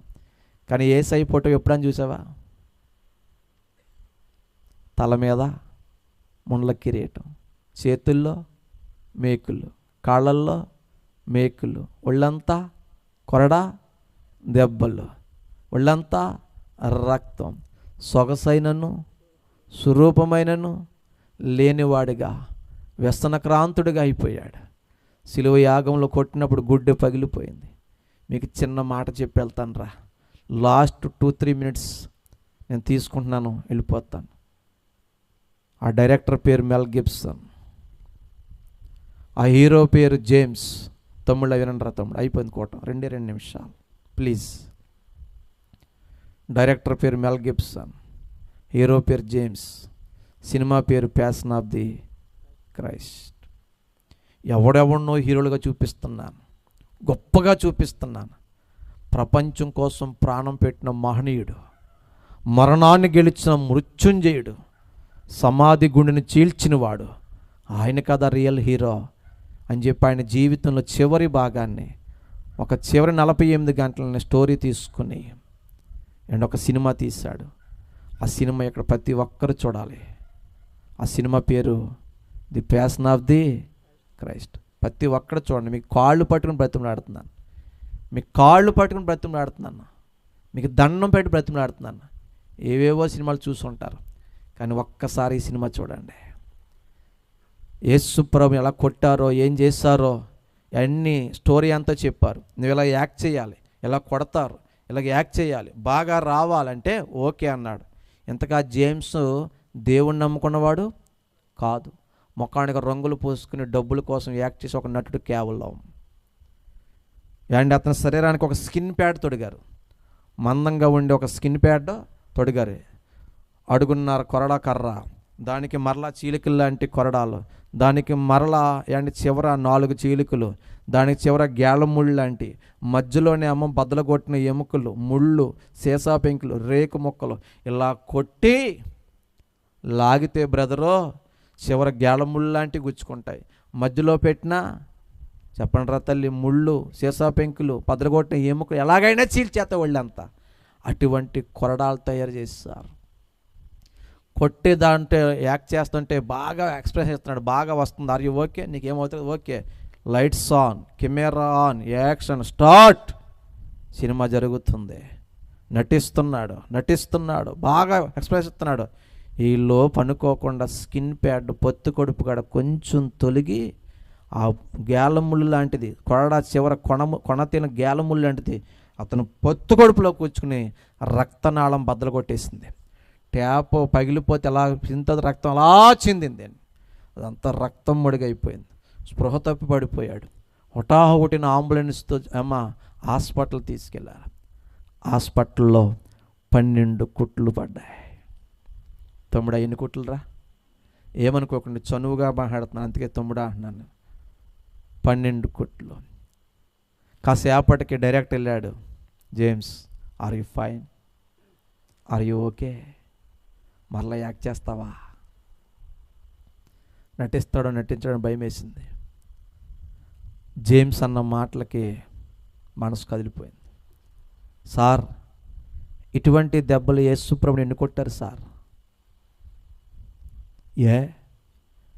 ఒక్క దెబ్బ, అందులో ఒక్క ముళ్ళు మిస్ అయి నాకు తగిలినందుకే నేను చచ్చిపోయినంత పని అయింది. చాలా కష్టమైపోయింది. ఇన్ని దెబ్బలు భరించాడంటే, ఎంత శ్రమ పడడానికి ఇష్టపడ్డాడంటే, సార్ ఆయన మనిషి కాదు సార్, దేవుడు. కొట్టు కొట్టు కొట్టు. మనిషి అయితే కాదు సార్. మనిషి అయితే ఇన్ని దెబ్బలు, ఇంత చిత్రవలస, ఇంత హింస, ఇంత నింద ఆయన మొక్క మీద ఉమ్మేశారు, కొడా దెబ్బలు కొట్టారు, జుట్టు పెరికారు, గెడ్డం పెరికారు, పిడిగుద్దులు గుద్దారు, వీపు మీద తన్నారు. అవునా కదక్క?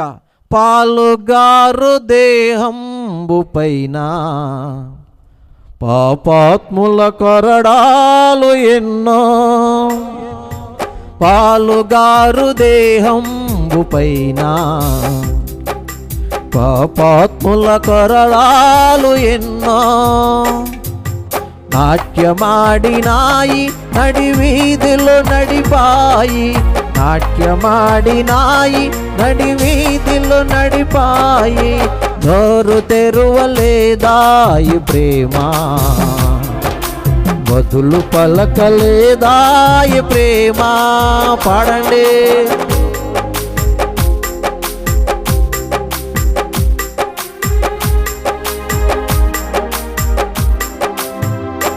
ఇది ఎవరి కోసమో,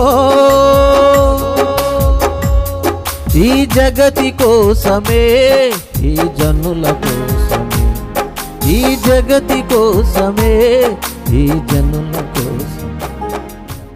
ఎవరి కోసం బిడ్డ? ఒక అన్యుడికి అర్థమైంది. ఒక రంగులు పూసుకుని డబ్బుల కోసం యాక్ట్ చేసే స్వార్థపడికి అర్థమైంది. ఆయన అంటున్నాడా, సార్ ఆయన మనిషి అయితే కాదు సార్, ఖచ్చితంగా దేవుడు సార్ ఆయన. అయ్యో బాబోయ్, ఒక్క దెబ్బే తట్టుకోలేకపోయాను.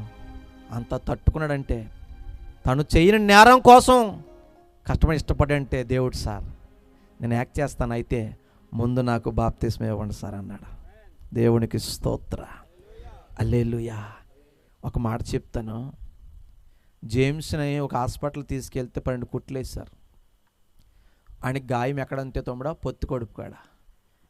మనలో మనం ఊహించుకుందాం, ఇప్పుడు యేసు ప్రభుని బెడ్ మీద పడుకోబెడితే తమ్ముడా, ఈ అవయవానికి వైద్యం చేయాలి.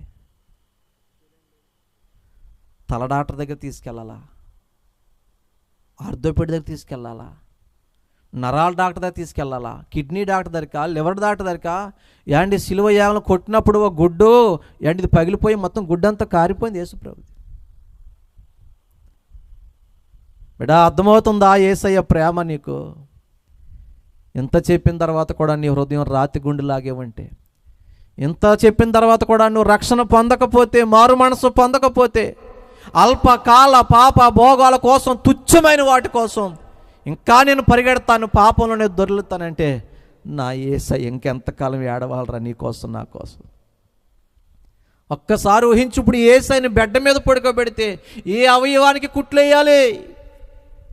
ఎంతమంది డాక్టర్లు కావాలి అక్కడ? అవునంటారా కాదంటారా? మెల్ గిబ్సన్కి అర్థమైంది, ఆయన దేవుడండి, నాకు బాప్తిస్మం కావాలి. ఆ దేవుడే ప్రేమించి ఈరోజు ఏ యోగ్యత లేకపోయినా రండి నా యొద్దకు అంటున్నాడు. ఏమంటున్నాడా? నా యొద్దకు రండి. ఇదిగో యెషయా 65:2 ఉంటుంది, లోబడనొల్లని ప్రజల వైపు 2 చేతులు చాచి దినమెల్లా నా బిడ్డలు వచ్చేస్తారు, నా బిడ్డలు మారతారు, నా బిడ్డలు వస్తారని ఎదురు చూస్తానంటే, ఆయన కృపను బట్టి మనం రాగలుగుతున్నాం. రాజు కోటలోకి రావాలంటే కుంటివాడు రావడానికి అర్హత లేదు. ఏండి వస్తున్నాడు కానీ భయంగా వస్తున్నాడు అంటండి. ఎవరో మెఫీబోషెత్ వచ్చినప్పుడు భయపడుతుంటే దావీదు మహారాజు అంటాడా, భయపడకు. ఆ మాట చూపించిన మీకు 2 సమూయేలు గ్రంథం 9వ అధ్యాయము 7వ వచనం. 2 సమూయేలు గ్రంథం 9వ అధ్యాయం 7వ వచనం ముగించేద్దాం, అయిపోయింది కోటం. అందుకు దావీదు అంటే ఏం చేస్తున్నాడు? అతను భయపడుతున్నాడు. ఎందుకంటే రాజుగారు నన్ను చంపేస్తాడు, శత్రుశాసనం లేకుండా చేసేస్తాడు. భయపడుతుంటే దావీదు అంటున్నాడు, రాజు అంటున్నాడు, భయపడొద్దు, ఇక మీదట సదాకాలం నువ్వు నా భోజనపు బల్ల యొద్ద నా రాజకుమారులు ఒకడి వలె నువ్వు కూడా రాజకుమారుడిగా ఉంటావు. నువ్వు కూడా రాజకుమారులు ఒకడి వలె భోజనం చేస్తావు. కొట్టో గట్టిగా చెప్పట్లో. దావీదు గారి కోటలోకి వచ్చినట్లు, బల్ల యొద్దకు వచ్చినట్లు ఈరోజు మనము కూడా యేసు రాజు యొద్దకు రావాలి. ప్రభు బల్ల యొద్దకు చేరగలగాలి. ఓ మాట చెప్పనా మీ అందరూ బిగిసిపోరిగట్టు మాట చెప్పి వెళ్ళిపోతాను. ఇప్పుడు రాజుగారు బల్ల మీద రాజుగారి భార్య వడ్డిస్తుందండి. ఈ కుంటుడికి అన్నం పెడద్దా? రాజుగారి భార్య పేరు తెలుసా మీకు? దావీదు భార్య పేరు మీకాలు. పెద్ద గీరపోకోడి. మనలో కొంతమంది ఉంటారు కదా గీరపోకోడీలు. ఒక డబ్బులు వచ్చాయని పట్టుకోలే కదా, మాటలు మామూలుగా ఉండవు. డోక్రా కట్టినప్పుడు ఏమో దీనంగా మాట్లాడుతుంది. బెదరు ఒక 500 ఉంటే అవ్వా మా 5 డోక్రా. అదే డోక్రా అయిందనుకో బెదరు ₹1,00,000. దేనిదన్నా తిన్నా చేసా చెందా. మీరు ఎప్పుడైనా ఇదే 2వ సమూయేలు గ్రంథం 6వ అధ్యాయం మీరు చదువుకే, దావీదు మందసం మోసుకొచ్చినప్పుడు డ్యాన్స్ వేస్తే సొంత భర్తనే రాజుగారిని హీనంగా నీచంగా చూసి అపహాస్యం చేసింది. ఎవరో మొగుడిని లెక్క చేయలేదు. అమ్మ ఎవరిని లెక్క చేయలేదు? మీ ఊరిలో మంచోడు కదా, అంత మనం మీ యాయగాని యావండి భోంచేయండి, యావండి టీ తాగండి, రండి సార్ మా అమ్మగారింటికి వెళ్ళమంటారా అంటారంట కదా మీరు. మీరు ఎవరో ఒరే తురే అరే ఎస్సే వసే అంటారు కదా. మా హాడేటి మొత్తం బీసిపెట్టి యాండి నా పెళ్ళి ఆయనకి ఆయన నుంచి ఇప్పుడు దాకా మా ఆయన గారు కూర్చోమంటే కూర్చున్నానండి, నించోమంటే నించున్నానండి, వెళ్ళమంటే వెళ్ళాను, వచ్చేయమంటే వచ్చాను తప్ప ఇప్పుడు దాకా ఒక్కసారి కూడా మా ఆయన గారి మాటకి ఎదురు చెప్పలేదండి. అసలు మా ఆయన గారి కోపం పడలేదండి. అన్నవాళ్ళు ఉంటే చేస్తాను సార్ ఆడవాళ్ళు. మీ ఫోటో పేపర్లో ఏంటంటే పొద్దున్న ఒక్క చేయలేగితే ఒట్టు అంటే మీరు కూడా మేకాల బ్యాచ్యే. ఇప్పుడు రాజునే అంత అలా చూసినప్పుడు ఈ కుంటివాడిని తీసుకెళ్తే భోజనం పెడతా అంటారా? అయినా భార్య గురించి లెక్క చేయలే, చట్టాలను లెక్క చేయలే. ఆ రోజు యోనాతానికి ఇచ్చిన నిబంధన ప్రమాణాన్ని బట్టి అమ్మా నీకు అర్థమవుతుందా? అర్హత లేకపోయినా, యోగ్యత లేకపోయినా, 2 కాళ్ళు లేకపోయినా యాండి రాజుగారి కోటలోకి వస్తే యాండి మనడు భయపడుతున్నాడంట. భయపడొద్దు అంటే, అయ్యా రాజా నేను కాళ్ళు లేనండి అయ్యా, నన్ను ఏం చేయకండి అయ్యా, నా బ్రతికెంత అయ్యా, నేనెంత అయ్యా, సచ్చిన కుక్కలు అంటుండే అయ్యా, అయ్యా నా బ్రతికెంత అని అండి ఏడుస్తూ ఉన్నాడంటే. అమ్మా ఏం చేస్తాడు? ఎందుకయ్యా పరాచకం ఆడతారు, ఎందుకయ్యా అపహాస్యం ఆడతారు? ఎందుకంటే మా తాత రాజే. ఎప్పుడు మా తాత రాజు బల్ల దగ్గర ఏ కుంటోడు కూర్చుని భోజనము చేయలేదు, ఏ శ్రావరోగి రాలేదు, ఏ వికలాంగుడు రాలేదు. ఇప్పుడు మీరు నన్ను బల్ల దగ్గర కూర్చోబెడతానని ఎందుకయ్యా? ఇప్పుడు దాకా అందరూ అపహాస్యం చేస్తున్నారయ్యా. కుంటోడా అన్నారు, సొట్టోడా అన్నారు, నట్టోడా అన్నారు. అయ్యా అయ్యా నేను అంత దురాశపరిని ఏం కాదులేవయ్యా. అయ్యా నువ్వు నా బల్ల యొద్ద కూర్చోమంటే అంత అర్హత యోగ్యత నాకు లేదయ్యా. అయ్యా నన్ను చంపేస్తావేమో, అందుకే ఇలా పిలిచావేమో అని భయపడుతున్నాడండి. చచ్చిన కుక్కలాంటోండి అయ్యా. మాలాంటి వాళ్ళకండి చిన్నది ఏదైనా జరిగితేనే సంబరపడిపోతాం. అటువంటి దావీదు అన్నాడు భయపడకు, ఇది అపహాస్యం కాదు, వెటకారం మాట కాదు, అబద్ధం కాదు. రేయ్ ఎవరక్కడా? భోజనాలు వడ్డించేటప్పుడు చెప్తున్నాను, ఇతడు కూడా నా కుమారుల్లో, నా రాజు కుమారుల్లో ఒకడైనట్టు ఇతను కూడా ఒకడు. ఈడు నా కొడుకు లాంటోడు, నా కొడుకుతో సమానంగా రాజ మర్యాదలు జరగాలి.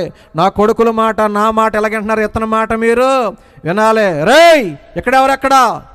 ఈ మెఫీబోషెతు తాత ఆస్తి, తండ్రి ఆస్తి, భూములు పొలాలు ఏమున్నాయో మొత్తం కట్టగట్టి దస్తావేజులతో సహా మనోడి పేరు మీద బదలా చేయండి రా. బ్యాంక్ అకౌంట్లు అందరి మనోడి పేరు మీద బదలా చేయండి రా. రేయ్ ఎవడక్కడా? అయ్యా నేనయ్యా సేబనయ్యా పనోడినయ్యా, ఇదిగో ఇక్కడ ఉంటాడు మనోడు, రాడు పొలానికి రాడు, ఇంటికి రాడు, ఇక్కడ నాకు రాజు కుమారులు ఒకళ్ళలాగా ఉంటాడు. పొలం నువ్వే పండించాలి, అన్నీ నువ్వే చూసుకోవాలి, తెచ్చి మాత్రం మనోడికి అప్పచెప్పు. ఎవరికయ్యా ఇన్ని వైభవాలు? ఎవరికయ్యా ఈ స్థాయి? దీనుడికి, 2 కాళ్ళు పనిచేయని వికలాంగుడికి ఎప్పుడు కూడా అతని జీవితంలో గౌరవం లేదు.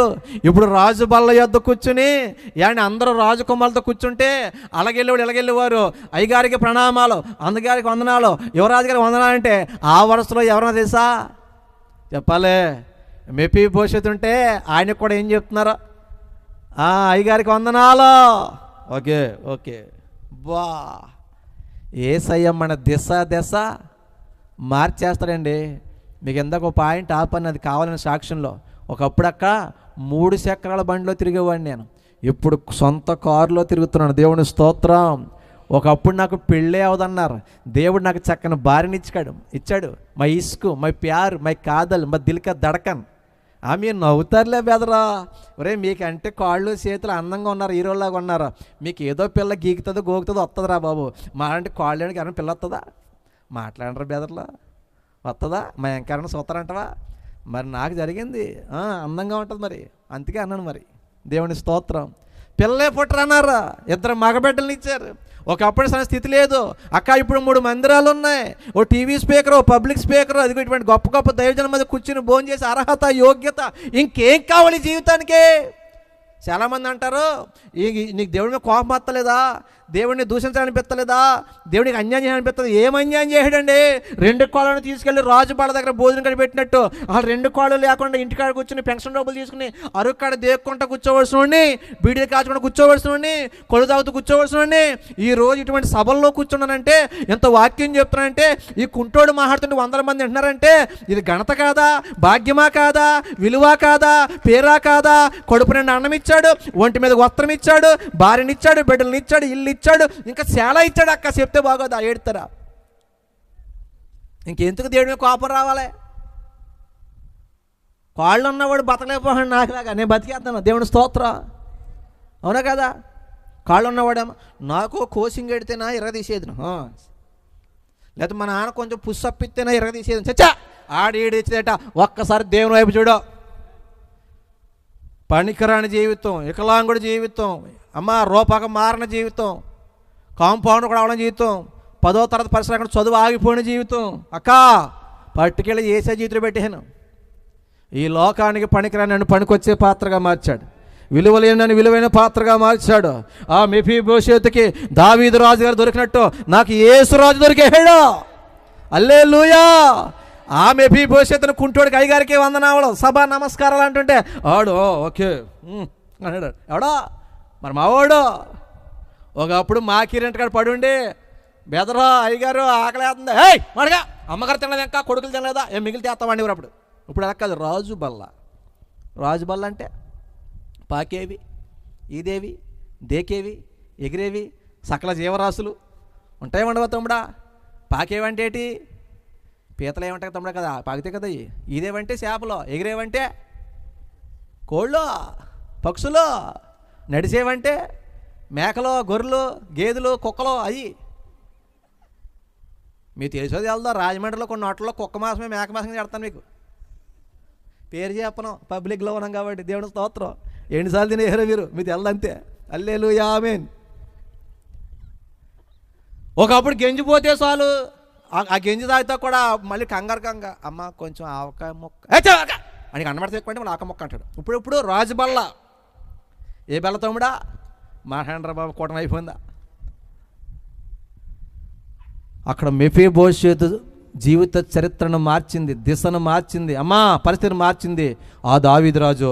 ఇదిగో 2 కాళ్ళు పనిచే నీ వికలాంగుడు డాక్టర్ బాబు చరిత్ర మార్చింది నా యేసురాజు. ఈ రాత్రి నీ చరిత్ర మార్చబోతున్నాడు. లేచి నిలబడి చిన్న ప్రార్థన చేసి వెళ్ళిపోతాను. నేను లేచి నిలబడి చిన్న ప్రార్థన చేసి వెళ్ళిపోతాను. అక్క ఇది ఒక్క నిమిషం సమయాన్ని పోగొట్టుకోండి, కళ్ళు మూసుకోండి. ప్రభువా నా జీవితాన్ని కూడా మార్చు, నా భర్తను మార్చు, నా బిడ్డను మార్చు అని నువ్వు ప్రార్థనలో ఉండి బిడ్డ. కళ్ళు మూయి. Close your eyes, close your eyes, close your eyes. నిమిషం. This is blessing time, this is receiving time. ఇది పొందుకునే సమయం, ఇది ఆశీర్వదించబడే సమయం. Close your eyes, close your eyes. Brother, sister, please కళ్ళు మూసుకుంటారా తల్లి. కళ్ళు తెరిస్తే మనుషులు తప్ప ఏం కనపడతారా తల్లి. ఈ రాత్రి నీ జీవితం ఏసైకి అప్పగించు. ఈ రాత్రి నీ జీవితం ఏసైకి అప్పగించు. ఈ రాత్రి జీవితం ఏసైకి అప్పగించు. నీకోసం రక్తం కార్చాడు రా తల్లి, నీకోసం ప్రాణం పెట్టాడు రా తల్లి. సొగసైన స్వరూపమైన లేనివాడిగా మారిపోయాడు. ఇక్కడ ఎవరైనా బాప్తీసం పొందడం ఎవరైనా ఉంటే, నాకు బాప్తీసం కావాలి, నేను రక్షణ పొందుతానయ్యా, ఈ అల్పకాల పాప భోగాలు కాదు, నేను బాప్తీసం పొందుతానన్న వాళ్ళంటే చేయొద్దండి, మిగతా వాళ్ళు ఛేదించండి.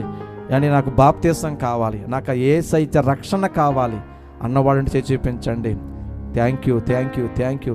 మిమ్మల్ని బట్టే దేవుడు సంతోషిస్తాడు, మిమ్మల్ని బట్టే దేవుడు ఆనందిస్తాడు. యేసయ్య రక్తం నిన్ను కడగబోతున్నాడు ఈ రాత్రి. ఛేదించొద్దు, బాప్తిస్మం కావలసిన వాళ్ళు ఛేదించొద్దు. మీకోసం నేను ప్రార్థన చేస్తాను. తమ్ముళ్ళు చెల్లెళ్ళు కళ్ళు మూయండి, తమ్ముడు కళ్ళు మూయండి. నువ్వు కూడా ఒక తీర్మానకు రా. ఇంక అల్పకాల పాప భోగాలు కాదు, క్షణికమైన సుఖాలు కాదు, అల్పకాల సుఖాలు కాదు. యేసయ్య కావాలి నాకు. నా కోసం నలిగిపోయిన యేసయ్య కావాలి. ఆయనిచ్చే రక్షణ కావాలి, ఆయనిచ్చే పరలోకం కావాలి. నేను రక్షణ పొందుతాను, నేను బాప్తిస్మం పొందుతానన్న వాళ్ళు మాత్రం చేయి చూపించండి. నేను మీకోసం ప్రార్థన చేస్తాను. యేసయ్య నీ కోసమే రక్తం కార్చాడు. నీకు ఇంకా అర్థం అవ్వలేదు బిడ్డ. ఒక అన్యుడికి అర్థమైంది, జేమ్స్ అని ఒక యాక్టర్కి అర్థమైంది. అయ్యా ఆయన మనిషి కాదయ్యా, ఆయన మనిషి కాదయ్యా, ఆయన దేవుడయ్యా, ఆయన దేవుడయ్యా. బిడ్డ నీకెప్పుడు అర్థమవుతుంది యేసయ్య ప్రేమ? ఇంకా ఈ పాపం అనే బురదలోనే దొర్లుతావా? ఈ అల్పకాల పాప భోగాలే కావాలా? ఇదిగో ఇంకా ఈ బలం ఇలాగే ఉంటుంది అనుకుంటున్నావేమో, ఇదిగో నాకు ఈ ఆరోగ్యం ఇలాగే ఉంటుంది అనుకుంటున్నావేమో. ఇదిగో ఎప్పుడు జీవితం ముగిసిపోతుందో తెలియదు, ఏమవుతుందో తెలియదు. కాబట్టి ఇప్పుడైనా మారు మనసు పొందు. ఇప్పుడైనా నీ జీవితం యేసయ్యకి అప్పగించు. ఇదే మిక్కిలి అనుకూల సమయం, నేడే రక్షణ దినం. పాపిని నేనయ్యా, గుర పాపిని నేనయ్యా, పాపిని నేనయ్యా, ఘోర పాపిని నేనయ్యా. నీ రక్తాన్ని కార్చి నా పాపాలు కడిగి, నీ రక్తాన్ని కార్చి నా పాపాలు కడిగి నన్ను చేర్చుకున్నావయ్యా యేసయ్యా, నన్ను చేర్చుకున్నావయ్యా. పాపిని నేనయ్యా, ఘోర పాపిని నేనయ్యా, పాపిని నేనయ్యా, ఘోర పాపిని నేనయ్యా. నీ రక్తాన్ని కార్చి నా పాపాలు కడిగి, నీ రక్తాన్ని కార్చి నా పాపాలు కడిగి నన్ను చేర్చుకున్నావయ్యా యేసయ్యా, నన్ను చేర్చుకున్నావయ్యా. ప్రార్థన.